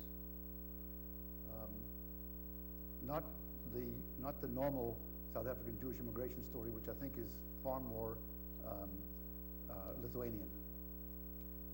Well, I'd mentioned my grandmother came from Lithuania on the classic route turn of the century, 1920, she came to South Africa. So it was just at the end of the period of the Tsar and the beginning of Lenin's rule, and she actually remembers, well, her brother went to rallies with Lenin in Petrograd, and she had recalled he was actually quite good to the Jews compared to the Tsar. From my father's side, they came from Poland, but I don't have as much information on his family. He had, as I mentioned as well, he had died when I was 14 years old, and there's the superstition, you're not allowed to talk about the dead, so his family never shared their stories. So my origins are the same as many of you Jewish people in the audience. And it's very interesting to note that we have such strong similarities. I'm sure sitting around here are people with ancestors, grandparents, etc., that come from the exact same places as my parents, our parents come from. So my grandparents left, I guess, Tsarist Russia-controlled Baltics, Lithuania, Latvia, around about the same time that Neville just talked about earlier on. They experienced exactly what you see in Fiddler on the Roof, because essentially it was their parents sending these young kids, in Lynn's case, her grandfather was 13, sending these young kids on their own across Europe to London and then by boat to the southern tip of Africa. So my grandparents' exact origins are a little bit unclear, but my grandmother, we thought for the longest time, came from Vilnius, because that's what she said, but in actual fact, I think she was in Vilnius, but came from actually Latvia, Jelgava in Latvia. My father's parents came from very close to a place where Lynn's grandfather came from, and she'll tell you a little bit about that, which is in Lithuania. So there are two towns close to one another. One is Panevich, and the other is Anikskai, and I'm not sure if I'm saying it correctly, although we visited the Baltics just this summer. And they are 36 miles apart, and my family came from Anikskai, and Lynn's came from Panevich, and we didn't get married at that stage. We got married 3 generations later or something in South Africa. My father's parents moved to the Cape, the southern point of Africa, and settled in a town called Paarl, which is now one of the wine capitals of the area. And my mother's family moved to Windhoek, which was in Southwest Africa, now known as Namibia, and then eventually moved down to the Cape. So, as you can hear, very similar histories. My family, both my maternal and paternal grandparents, also came from Lithuania and Latvia. Two of my grandparents immigrated to South Africa around 1900 from the Lithuanian town of Vilnius, which of course was called Vilna at the time, and we all know that that was considered the Jerusalem of Europe, because there were so many Jews in Vilnius at the time. The other part of my family, my paternal grandfather, came from the town of Panevich, which Pete mentioned, about 70 miles from Vilnius. My maternal grandfather, as Pete mentioned, was put on a boat by his parents at the age of 13, going from what was then viewed as Russia, from Lithuania to South Africa, this foreign country, so many miles away, such different cultures as we talked about. And this child, this 13-year-old on his own, traveled this long distance by boat for weeks and weeks. I think it was 6 to 8 weeks. Arrived in Cape Town. Neville gave you the history of South Africa, which was the port of call. And I don't know, actually, I realize that I have no idea how he got from there to Johannesburg, where there was a relative who was living there. That fits with what Neville was talking about. And the gold rush was going on at the time in South Africa, as was the diamond rush. So he moved to Johannesburg, and eventually became a cattle auctioneer and had a very successful business, and over the years brought 6 of his 8 siblings from Lithuania to join him. The two siblings who chose to stay in Lithuania because they were married and had children perished in the Holocaust. My paternal grandfather was a rabbi who came from the town of Panovich, as I said. This was a thriving Jewish community before the Holocaust. We visited there in the summer. I was talking at a conference in Peter and I then went on to Panovich, and what was fascinating was that a Ukrainian Jew who, an engineer, moved from the Ukraine back to Panovich in very recently, a few years ago, because his family had come from there, and he decided to start to try and revive the Jewish community. Before the Holocaust, this was a thriving Jewish community. Yiddish was was a sort of a major language, as in Vilnius. After with thousands and thousands of families, and after the Holocaust, at this point in time, when we were there in the summer, he had worked very hard over the past 5 years to create a Jewish center, 100 people. That includes children, by the way. So you can imagine that's very few families, and they were spending holidays there, and right. So I've reached the end of my 3 minutes, so I have to stop. But can I just finish the end of the sentence, because it sort of relates to this, which is that he has created this Jewish museum, and he's trying to put together the histories of the Jews, and a lot of people in Vilnius are doing this, and this is how in Vilnius they're creating a history. So I'd like to now move the discussion to the meat of what we really want to hear about. And Lynn, we're going to do this in reverse order, because we've heard to some extent Neville and Maxine's story. But the next question is, we know there was a broad range of responses by individual Jews to the apartheid regime. We also know that the Jewish establishment, such as the rabbinate, the Board of Deputies, had held different positions. From your own very personal experience, can you describe your personal attitudes toward apartheid? And feel free to share with us your own anti-apartheid involvement. Lynn, why don't we begin with you? Well, I attended a Jewish day school where I was lucky enough to have a number of teachers who opposed the nationalist government. In fact, a number of them were arrested under the 1980-day Detention Act a few years after I left there, and they really challenged us to think critically about the inequalities in our society. So that sort of laid the seeds for me personally of my anti-apartheid sense. In college, I channeled my opposition to apartheid by joining various student anti-apartheid groups. I have such admiration for what Maxine did. It took a lot of courage as somebody in South Africa to try and sort of become actively involved. And we were always skirting this issue of safety and legality. We never quite knew what was legal, what was illegal. So I joined various anti-apartheid groups. I participated in many sit-ins and protests and marches. Pete always used to try and keep the information away from me because he knew that then I would somehow get involved. And some of them resulted in violence. Most of them we had to apply, the student body had to apply for permission to have these protests and marches, and we had to stay on the grounds of the university. If someone put more than a toe out onto the public property of the street, the police who were lined up in hordes with dogs and tear gas would pounce. In fact, I remember a few times where police did come onto campus. They were not allowed to, and we were all and there was tear gas and dogs sort of on our campus. People were trying to really escape.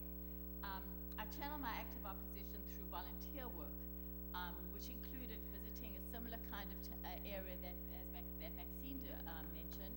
It was a colored area that Neville mentioned, called Riverlea, which was, I can't remember at this point, probably 45 minutes or an hour from Johannesburg, where we lived.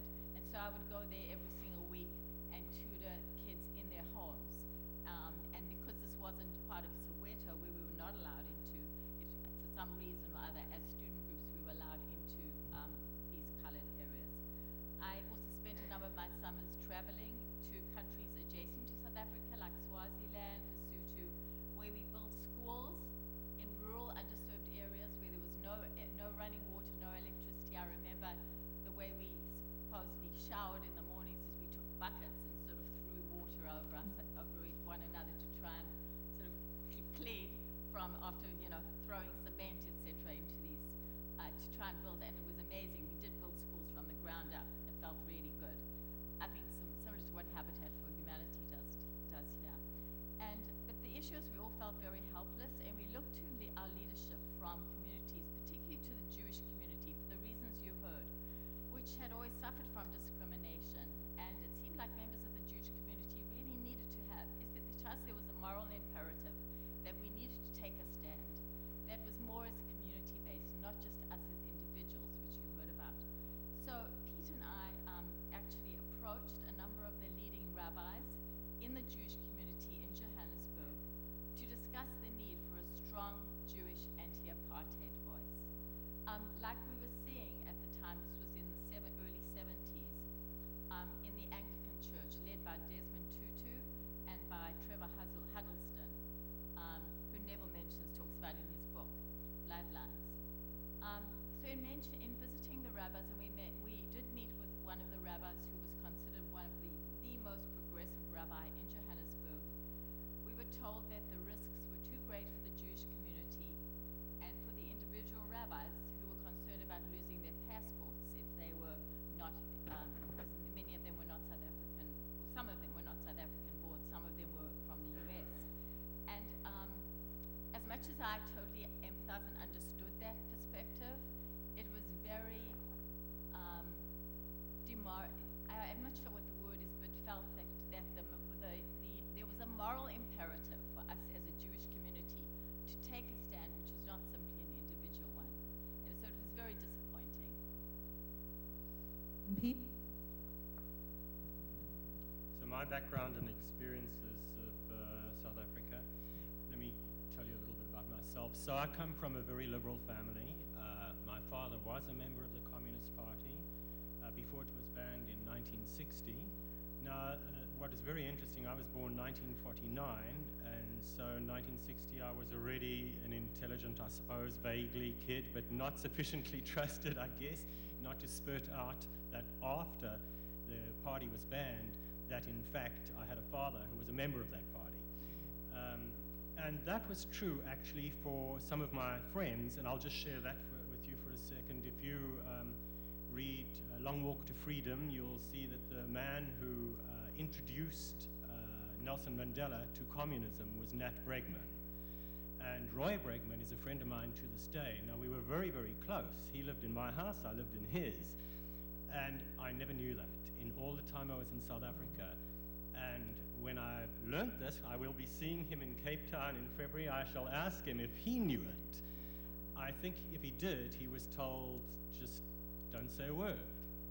But that was the system that we lived under. Anyway, so I come from that kind of liberal background. We did discuss a lot of politics at our table. My mother and my father felt very similarly. Their siblings did not. So Rosh Hashanah, Pesach, saw arguments on freedom around the table, which we were subjected to and stood out of it as kids early on. My background educationally is the same as others. All schools were segregated. I went to a white boys' school for elementary up through high school, etc. At school, I guess because of the background of my parents, I was really very outspoken about politics. I was very much on the left. Left means something different in every country you live in. In South Africa, it didn't mean communist. It meant left of whatever the government was. So I was very much on the left. And I was outspoken at school. And it got to a point in high school where my parents began to get concerned about this because there were repercussions. And here's a person who suffered from all sorts of repercussions of being outspoken. And so they were a little concerned. They never stopped me, of course, because these were their beliefs as well. In '67, I was conscripted, and you learned that that was mandated, conscripted to the army, South African Army, where all males were conscripted at that stage, where I actually rose to become the only officer in the region that I was in, which happened to be in Potchefstroom. And I was Jewish. The army was strongly anti-Semitic, but I was Jewish, and I never quite understood that. It's not something you can refuse, by the way, but anyway, I never quite understood that until after the army. And then I realized that the anti-Semitism in the army was of concern to the Jewish Board of Deputies, and they had complained about that, particularly in Potchefstroom, so they elected one person to become an officer and go through the officers' corps. That actually led to all sorts of repercussions down the line, and I'll try and get that in 2 minutes. No, you can take some of my time because I have nothing to say on the subject. Okay, switch that to 4. So I was actually in an intelligence unit in the army. I did not speak politics in the army. Perhaps that was a fear of repercussions right there, which I wasn't ready for. So it was not really known that I was not a supporter, I guess, of the government. I was just quiet about that. So when I went to university, I was very involved in protests in university, and specific protests that were focused on particularly egregious things. And at one stage, there was a protest that concerned a matter of academic freedom. And what it was about was the University of Cape Town, two major universities in South Africa were UCT, University of Cape Town, and University of the Witwatersrand in Johannesburg. The University of Cape Town had made an offer to an anthropologist, a Nigerian anthropologist, whose name was Archie Mafeji, for a position. And that all went through at the university level, and then it was blocked. His entry to the country, not the appointment, his entry to the country was blocked by the South African government. And why? Because he was Nigerian, but that wasn't the problem. If he was white, he would have been fine, but he happened to be black. There were no black professors at UCT or WITS at that stage. There were no black students. And so a protest started at UCT in Cape Town. It quickly spread to the university. It spread within days to the university that I was at, which is in Johannesburg. And cut a long story short, we decided, a group of us, that we wanted to put a motorcade together to drive to Pretoria to meet with to ask for a presence with the Minister of Justice, who was supposedly there and turned out to be there, and present a petition on behalf of this professor. And so we got in our motorcade, and just as we got onto the highway, we realized things are not as normal. So the motorcade was stopped, and in our car there were 5 people actually.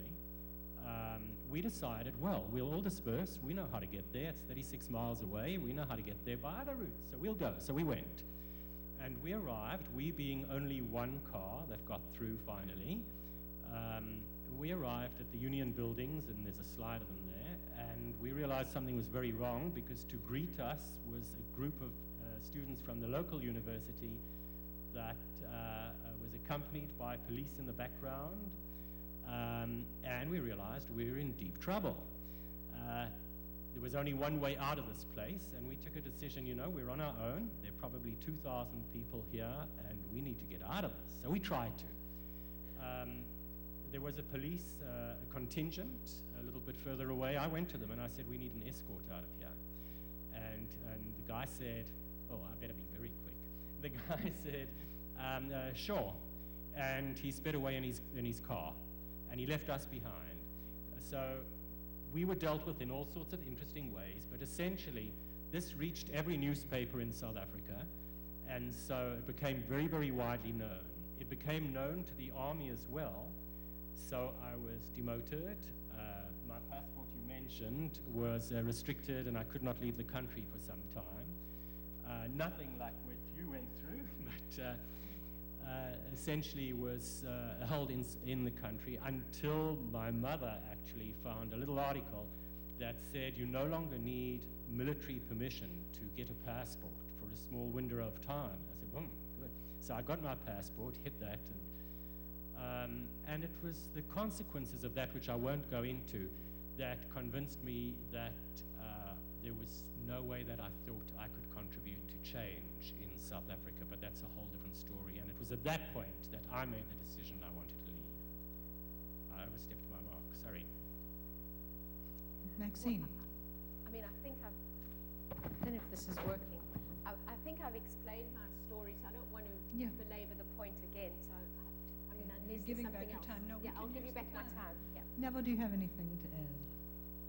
Only that I was always aware, we left when I was 14, I was always aware that there was something wrong with the system, and that my parents didn't like it,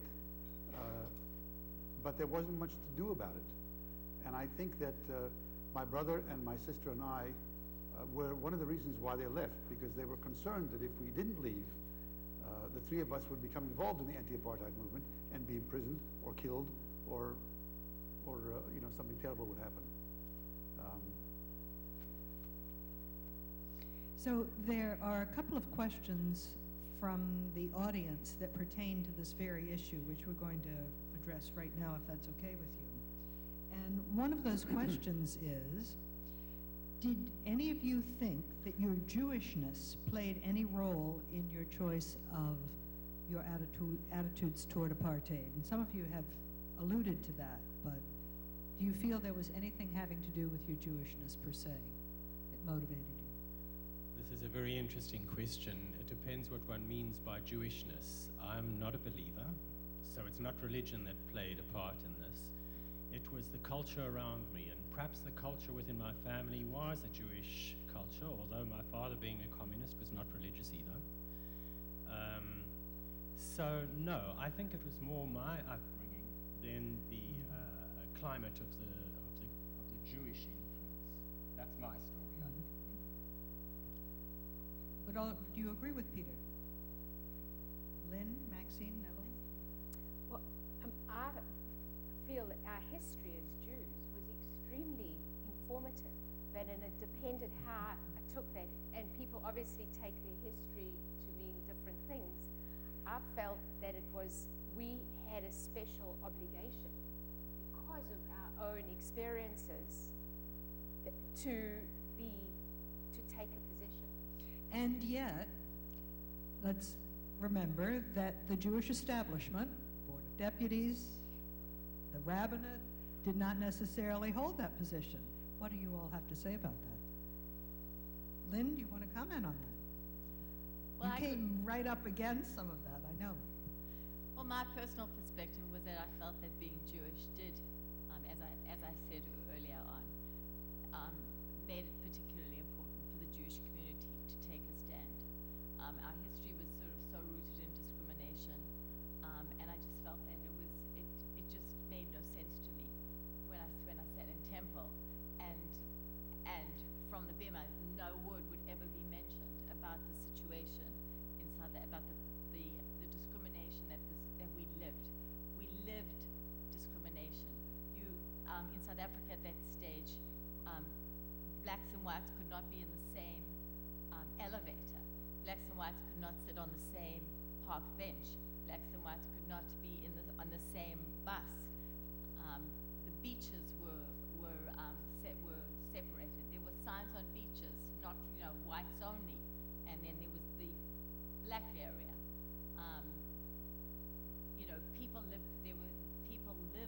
You lived politics if you kept your eyes open, and it just felt that being Jewish, that we should be more involved. And as I mentioned, I don't want to repeat myself, but the Anglican members, strong members of the Anglican Church, definitely took a stand. As Maxine mentioned, there were many individual Jews who were very involved, and maybe Neville wants to address this piece in terms of his own relatives, but Helen Suzman was Jewish. There were so many people who were leaders in the country, but was at an individual level. There was no community support for this, because South Africa, because as you heard from Neville, Jews felt like they were there by the grace of God, and they had suffered so much discrimination and pogroms that they couldn't take a stand as a community. I've been arguing with God about this for a long time, and I don't believe in him, so it's tough to argue with somebody you don't believe is there, or her. And I come down with two opinions on the subject. One is that as Jew, and that's what I sort of started my talk with initially, talking about the fact that why are we asking this question? What was the Jewish role in the anti-apartheid movement? On one level, because of our own history and because of the culture that we come from and because of the whole belief in tikkun olam, I think it's really important to be involved in these kinds of things and to be on the forefront, as we have been in South Africa and in the civil rights movement here as well. And one of the things I didn't have time to say was when Mahatma Gandhi was in South Africa working to ameliorate the conditions of the Indians in South Africa between 1906 and 1914, almost all of his supporters were Jews.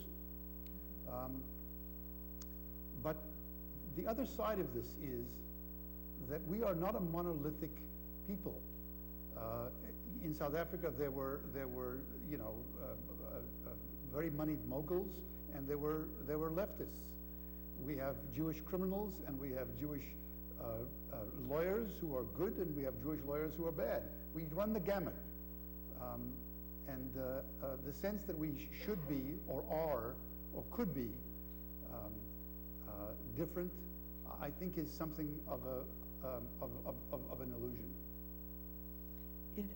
Neville, I can't remember if you mentioned this during your talk, but it's fascinating to me that the prosecutor who put Nelson Mandela away was Jewish. And the chief defendant for Mandela, and there was, I believe there was at least one Jewish defendant, was also Jewish.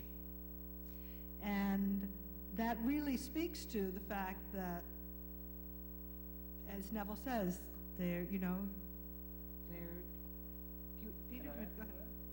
So this is actually a very interesting, I think, view of the Jewish community in South Africa. Just following up on what you've said. Am I coming through? Yeah. That trial, which was the Rivonia treason trial that you just referred to, the chief prosecutor was a guy named Percy Uta.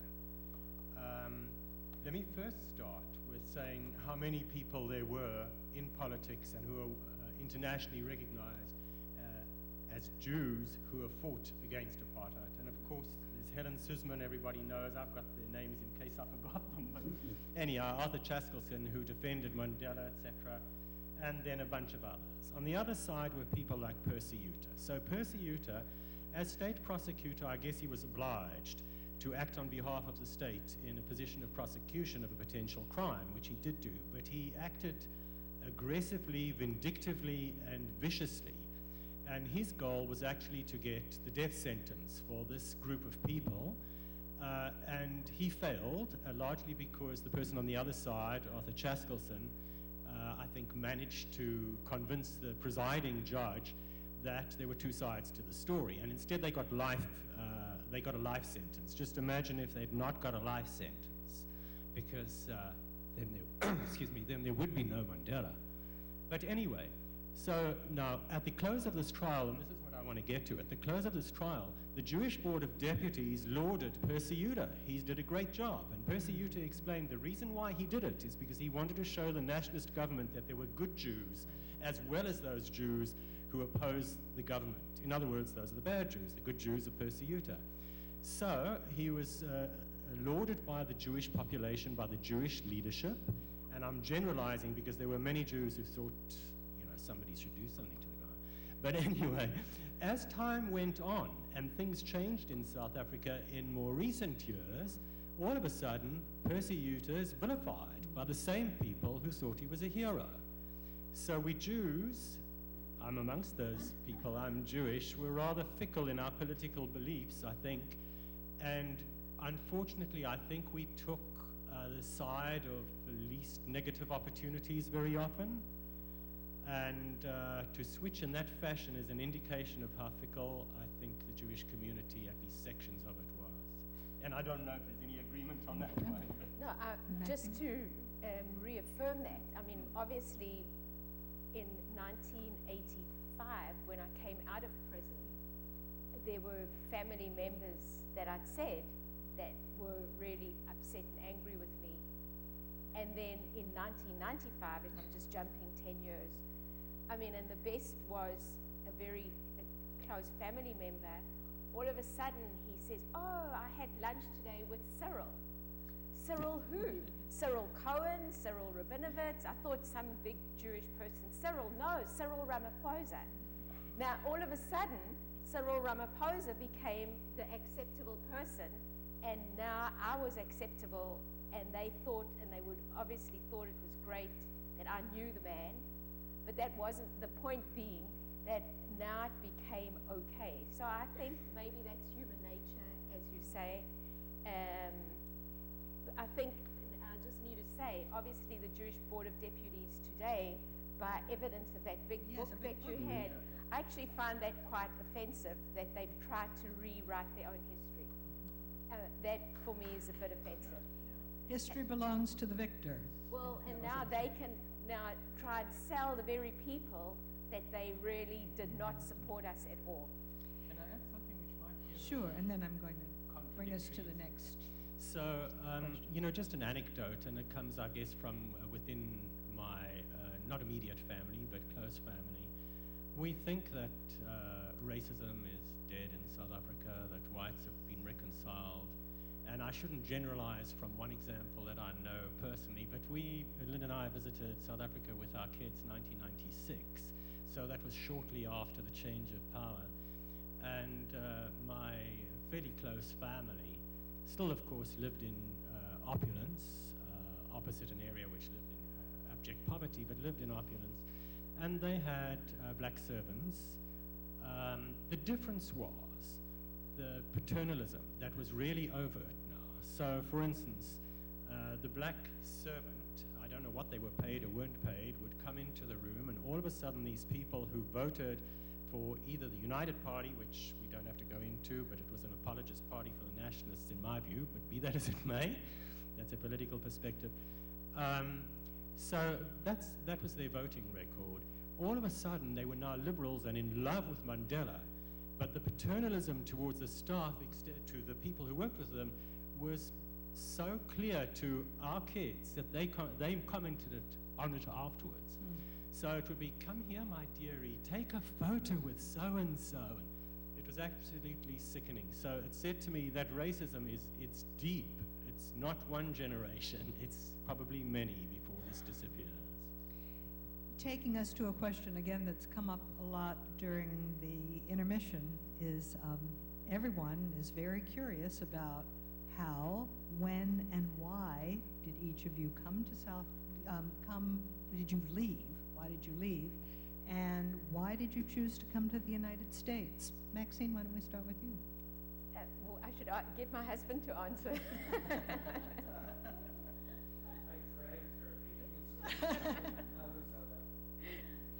And the next question, by the way, is, do any of you have the urge to go back now? Well, I came here as I mentioned, my husband, Jim is from Boston, and we all have, and I think the similarity with us, and as I always used to tease him, is we have one thing in common: we both want to go home.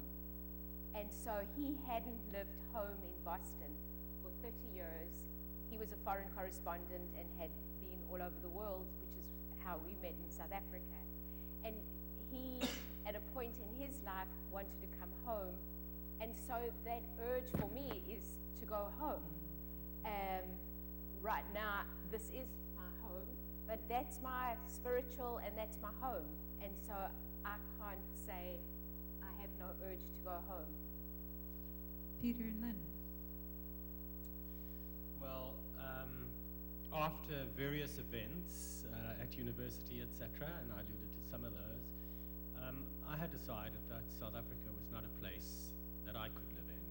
Lynn and I got married in South Africa and decided jointly that we'd leave the minute we completed our PhDs, which we did. And our reason for leaving is that neither of us thought at that stage, and we became fairly convinced, that there was no way that we could help affect change. At that stage, it looked like South Africa was headed absolutely downhill.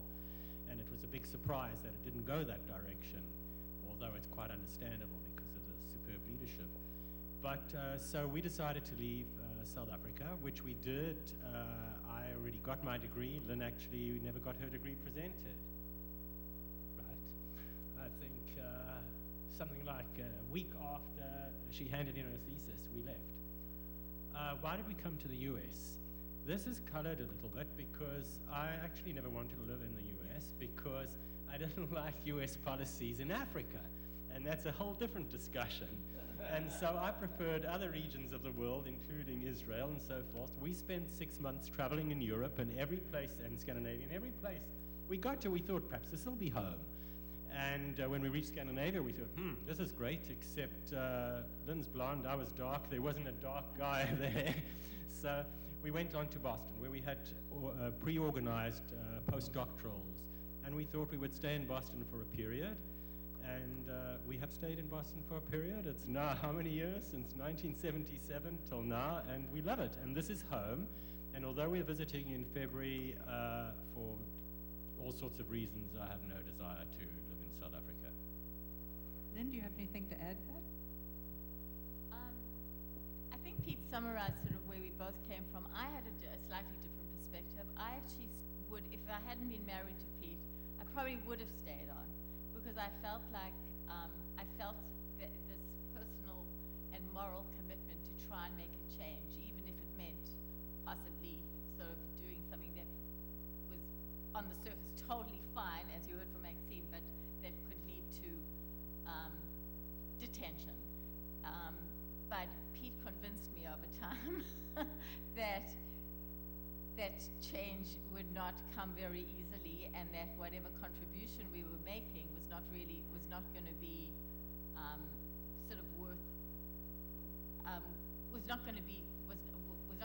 we were going to sacrifice our lives. And also there was the question when we left in 77 about whether or not there was even a possibility of any transition to a democratic government with peaceful change.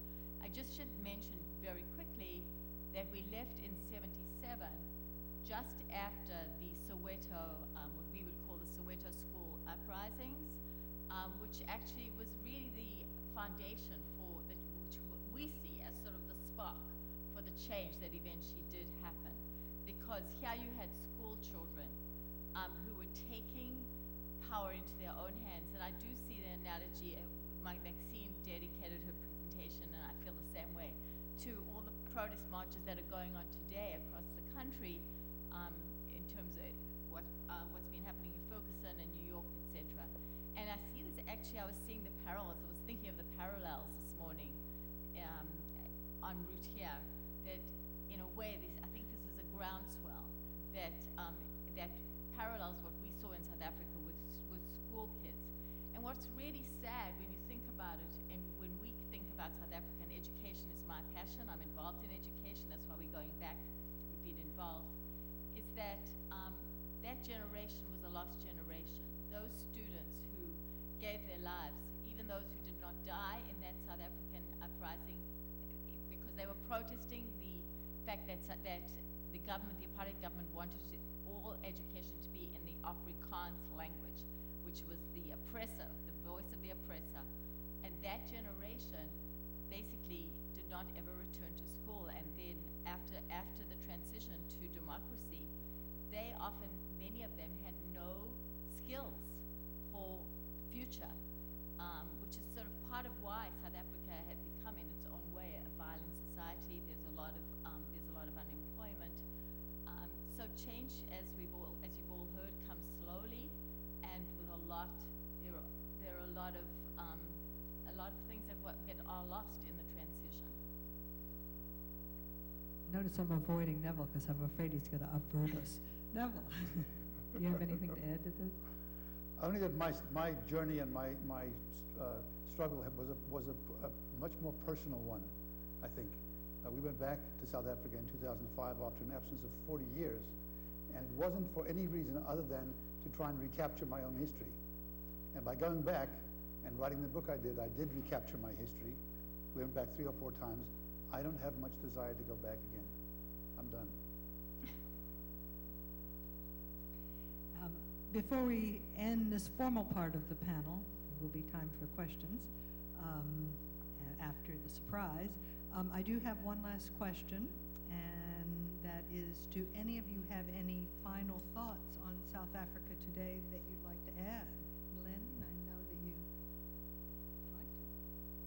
Well, as I'm passionate about education generally, I feel like that's the ground, that's the foundation for change in any country.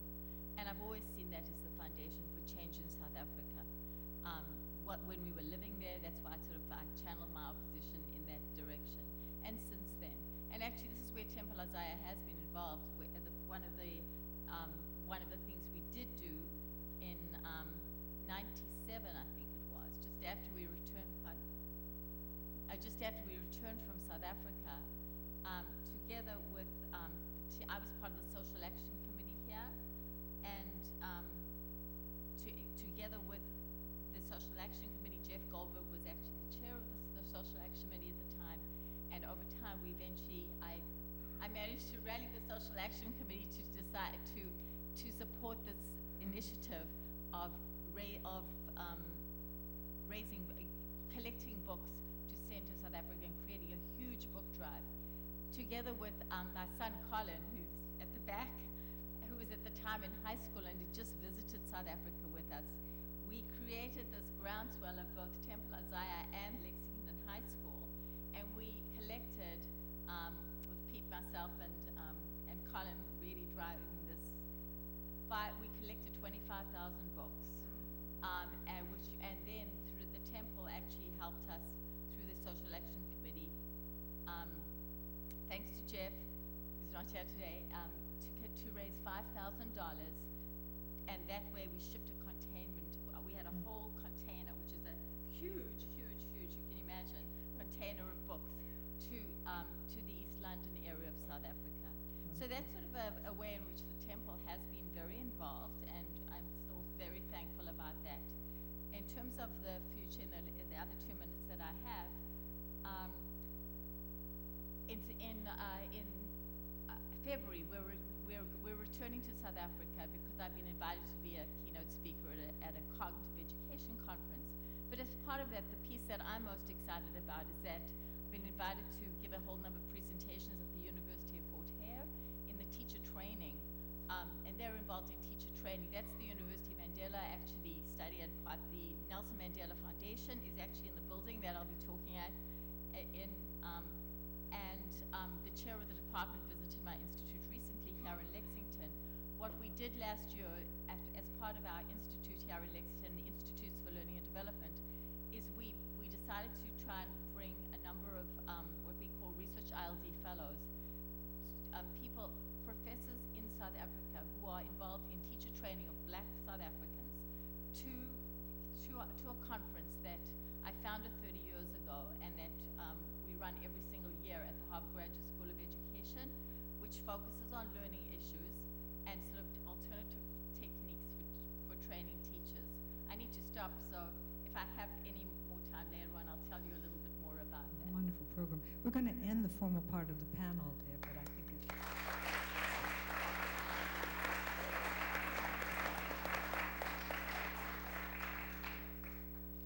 So here's our surprise appearance of the afternoon. Poet Freddie Frankel, and I hope he doesn't mind saying that he's nearly 91 years old, will read a poem of apartheid from his book, In a Stone's Hollow, which describes his personal experience of living in the country during that era. As Fred makes his way up to the podium, Dad, come on up. I'm going to tell you a bit about Fred's background. Freddie Frankel was born in Benoni, South Africa in 1924. He emigrated to Boston in 1962. He's the former chief of psychiatry at Boston's Beth Israel Hospital and had a distinguished career as a leading psychiatrist. For the last 2 decades, Dr. Frankel has returned to the passion of his youth, writing poetry. The author of 3 volumes of poetry and a chapbook, Dr. Frankel won the New England Writers Robert Penn Warren First Award. He's here today to read Night After Sharpeville. Please welcome Dr. Frankel.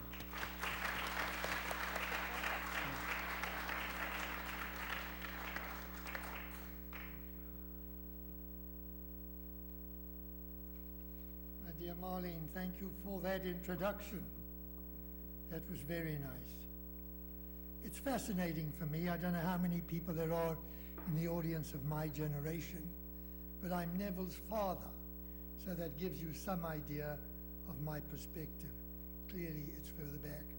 And I know that in South Africa, there were not only divisions between black and white. My parents had what I have since called a mixed marriage.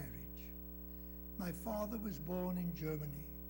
My mother was born in Lithuania.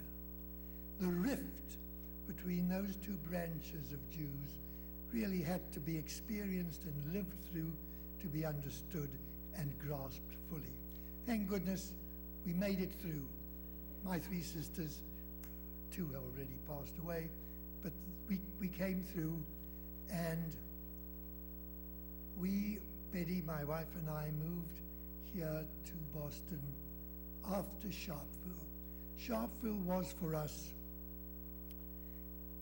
the dividing line.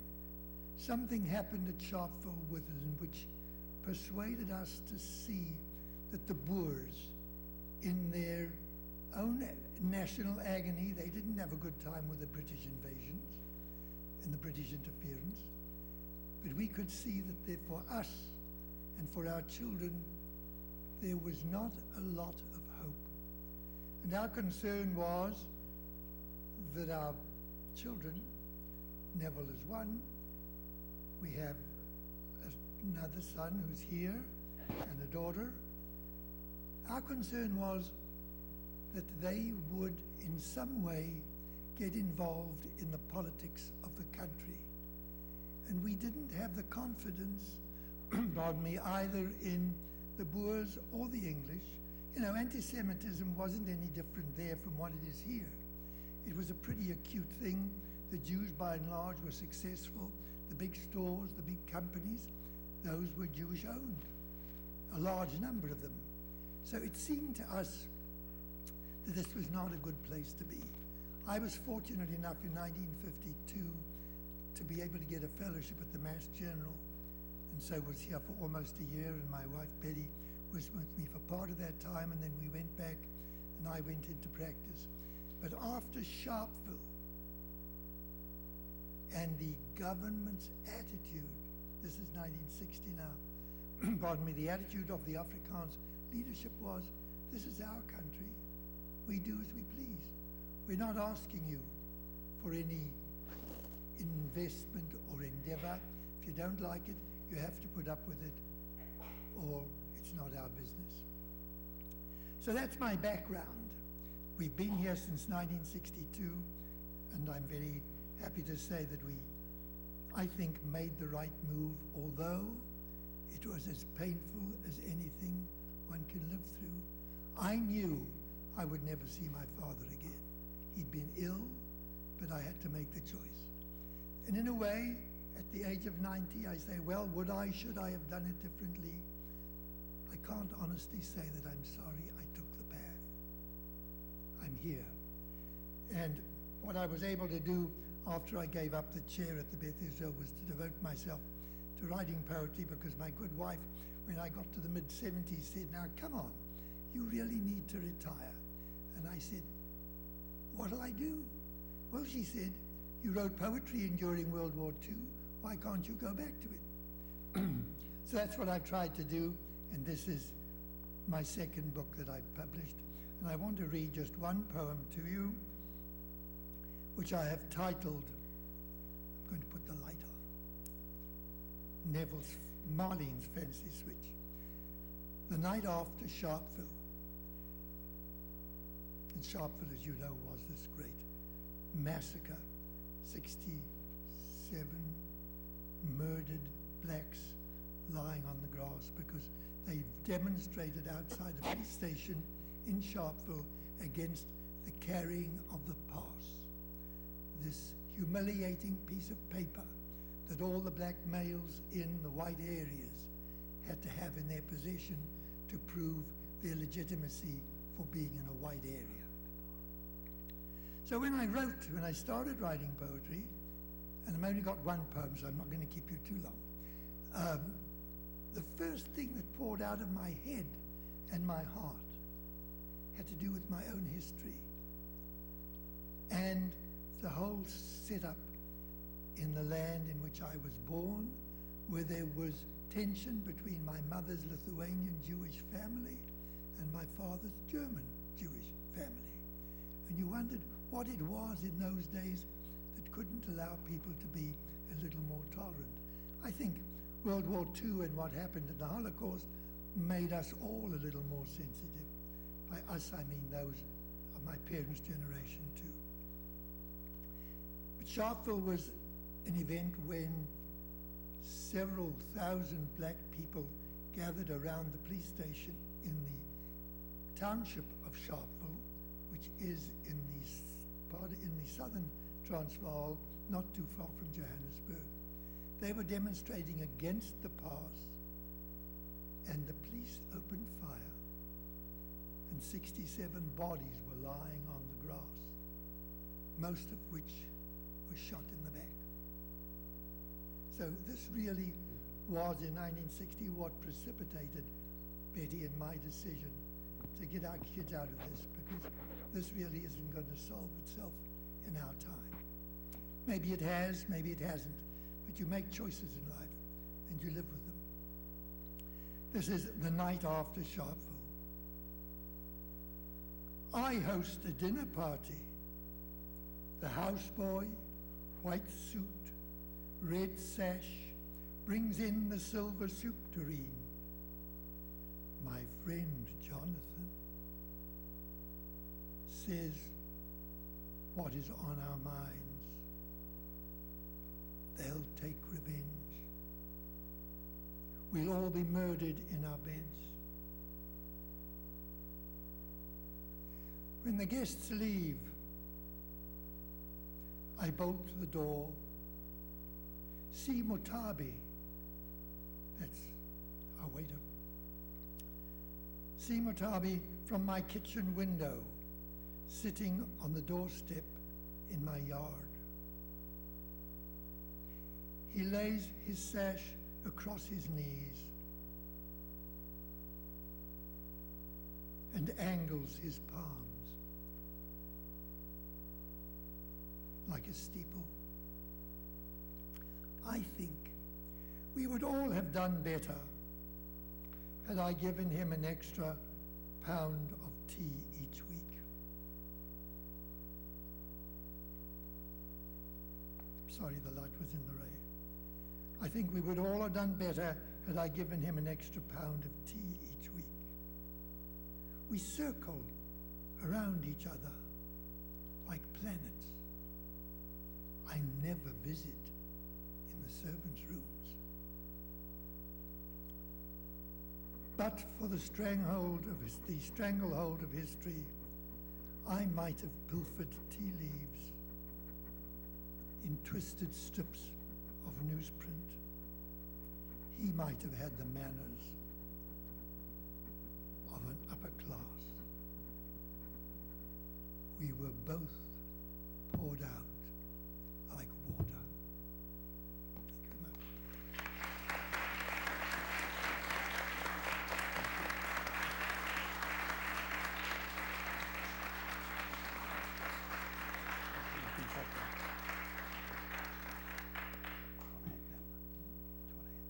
So we're going to take an extra, we have about 10 minutes for your questions, and we have some very interesting ones that you've already submitted, but we are going to end in 10 minutes. So the questions seem to be divided into a couple of categories here. Some historical, so let me ask the panelists, and feel free, any of you, to answer. People realize that the Dutch settled the country in the 1600s. How long did slavery exist in South Africa?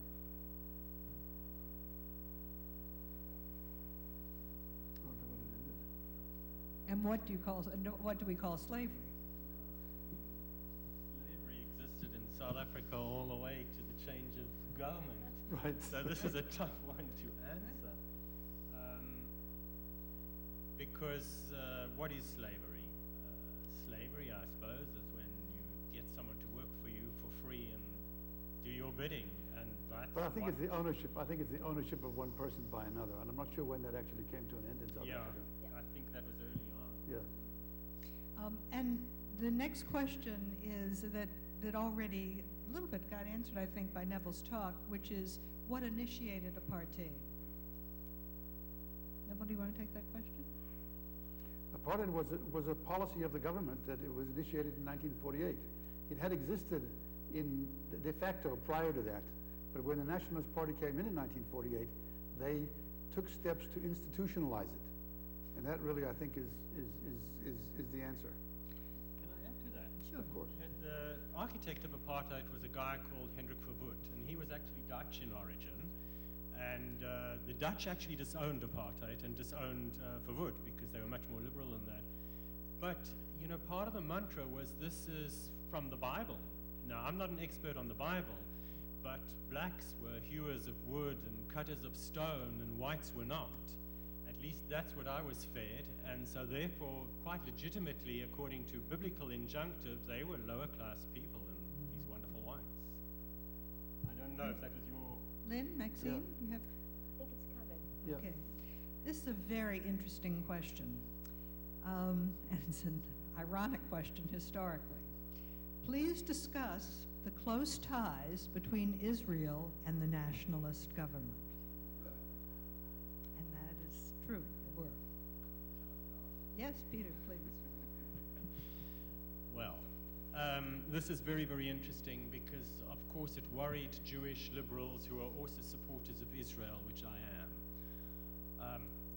Essentially, both countries were pariahs in the world. So South Africa couldn't get funds, arms in particular, from other countries.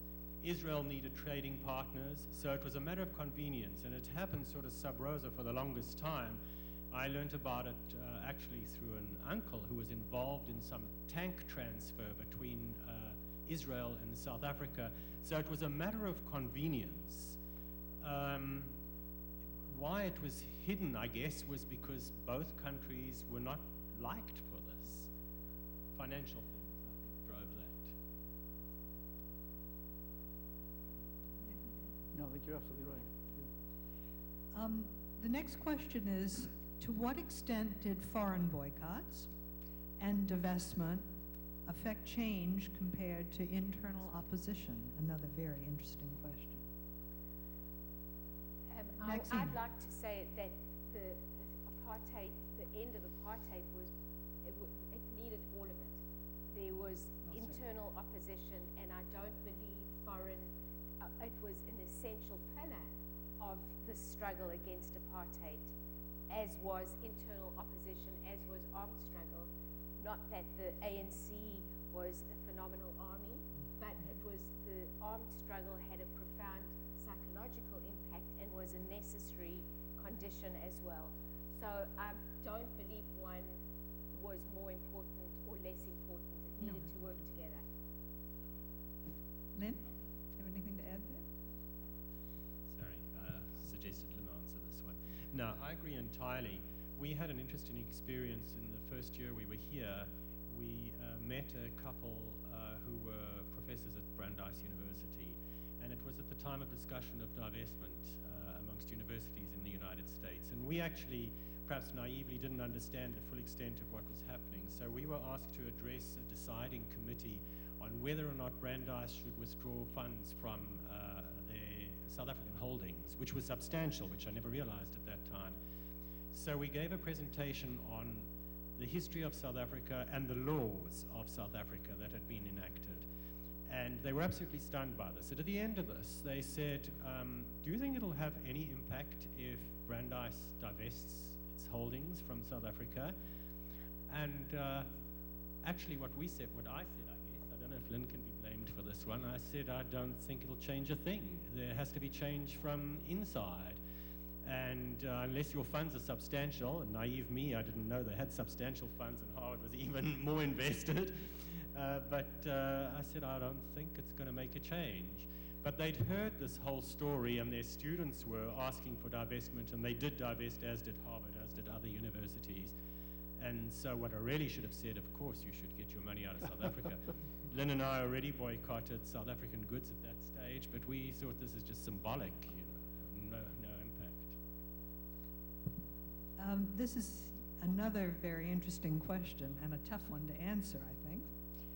Do you feel that the promise of an integrated South Africa is being realized today? And there are a lot of different cuts at that. Well, I'd want to say that it's a mixed bag. And there really are, I happen to go back to South Africa.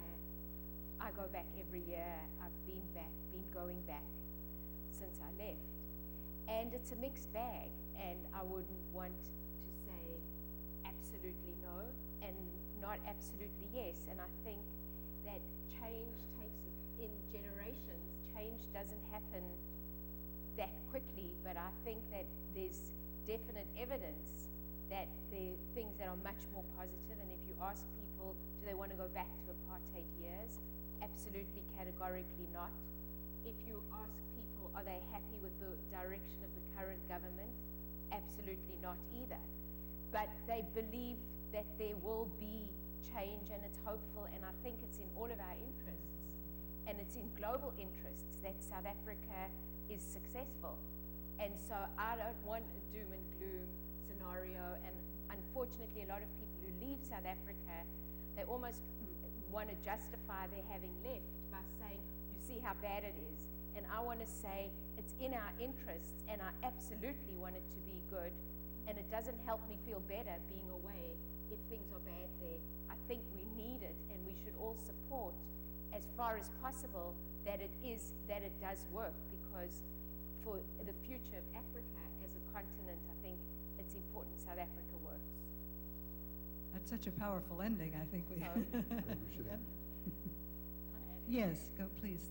I totally agree with Maxine, and once again, I'd like to come back to the issue of education, because I think that that's the hope of South Africa, as it is of all countries. But in South Africa, as much as education system has changed, when we left, as a black school, there was no compulsory education for black students, only for white. That changed when Mandela came into power, and now schooling is compulsory for black students.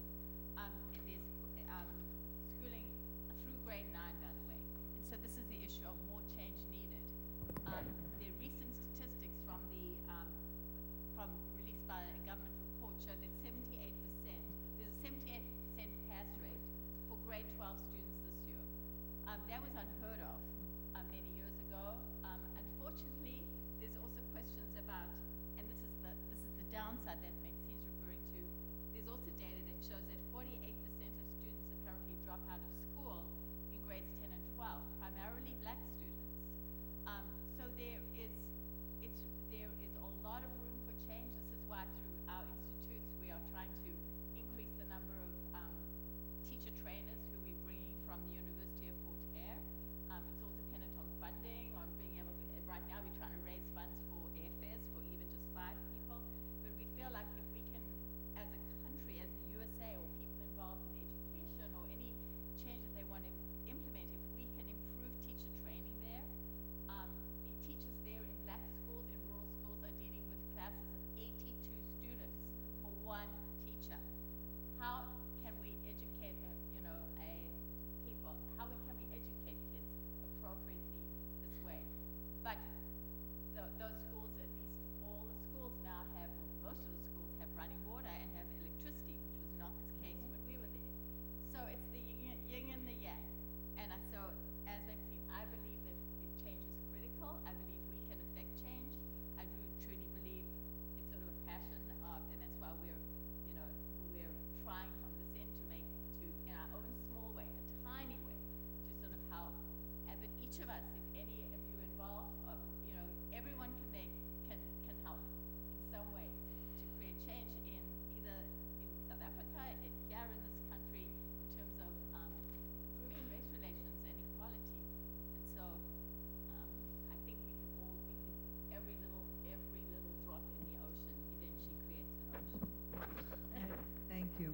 think we're going to end the panel there.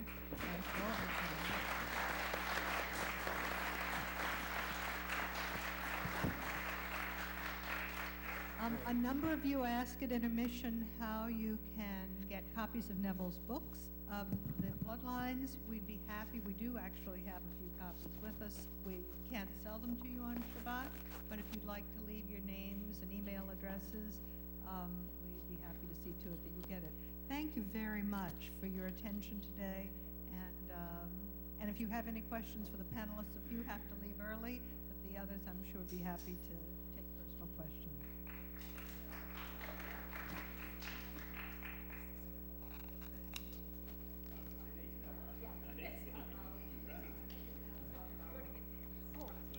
Yes, the Havdalah service will begin in 5 minutes.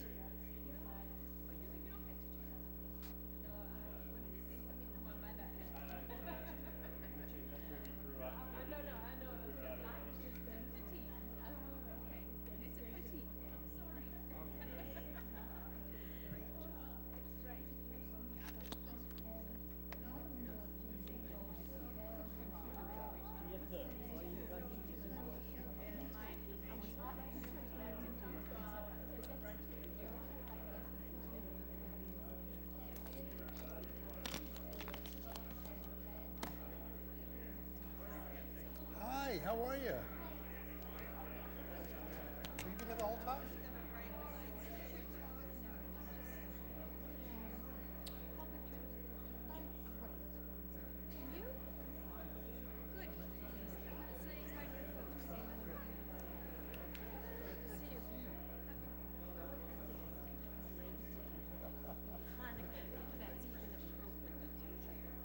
Great to meet you. It's a pleasure. Great to see you. Great to see you. Yes, I hope so. I hope so.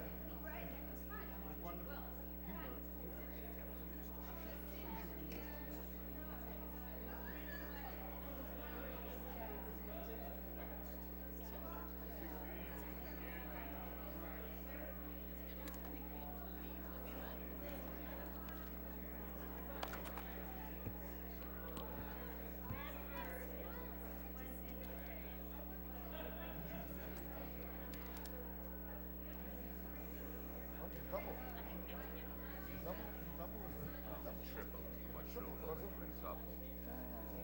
That's extraordinary.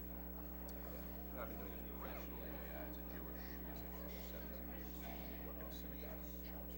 Oh. And I do, on Friday nights, mitzvahs, I teach in school there. And this big congregation, I'm principal soloist, choir for many years, and I didn't have the other job. And I sub here, I'm the first sub for the cantor, and so on and so forth. So you're multi-talented. I do a lot of stuff. Whether I'm talented, otherwise, it's not for me to say. You gotta do stuff. You gotta do stuff. I agree. And I have to provide locations. Thank you for your help today. Thank you so much for writing the book. I really enjoyed it and talking to you, and this was wonderful. I had fun. I think they were great.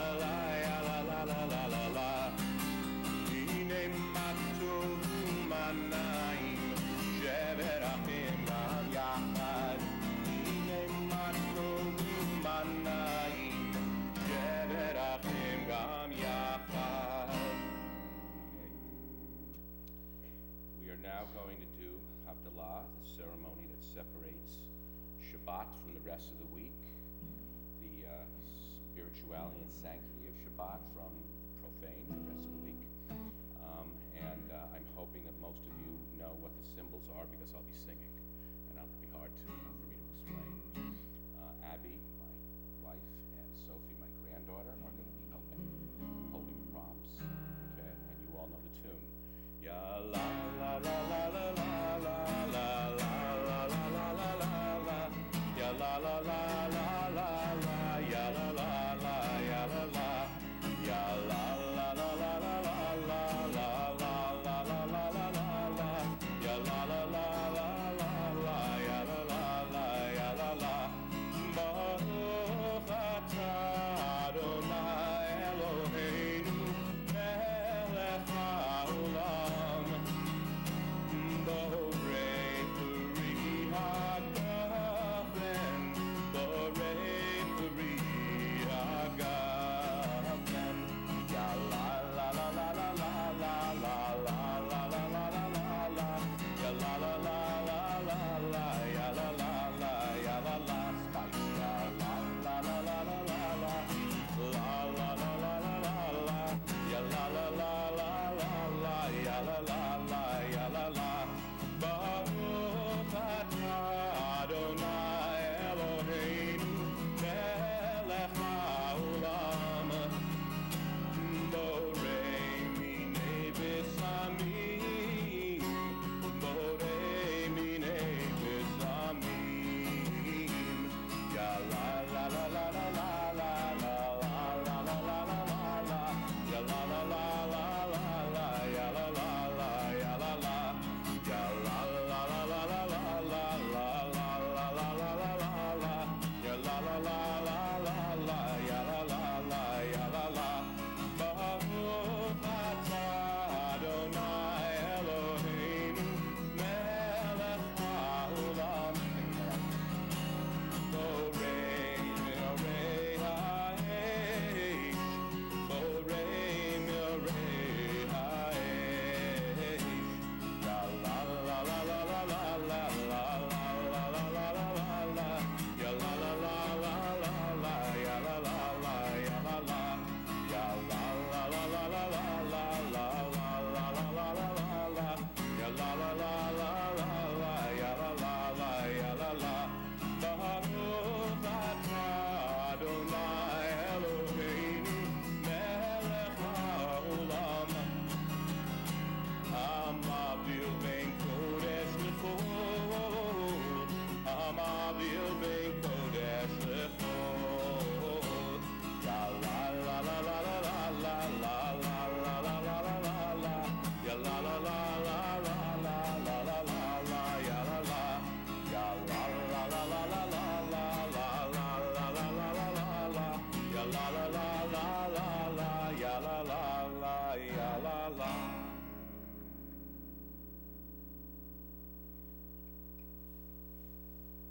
Hamavil bein kodesh lechol, chatoteinu yimchol, zareinu v'chatzpeinu yarbek hachol, v'chakochavim balayla. Shavua tov, Shavua tov, Shavua tov, Shavua tov, Shavua tov, Shavua tov, Shavua tov, Shavua tov. A good week, a week of peace. May gladness reign and joy increase. A good week, a week of peace. May gladness reign and joy increase.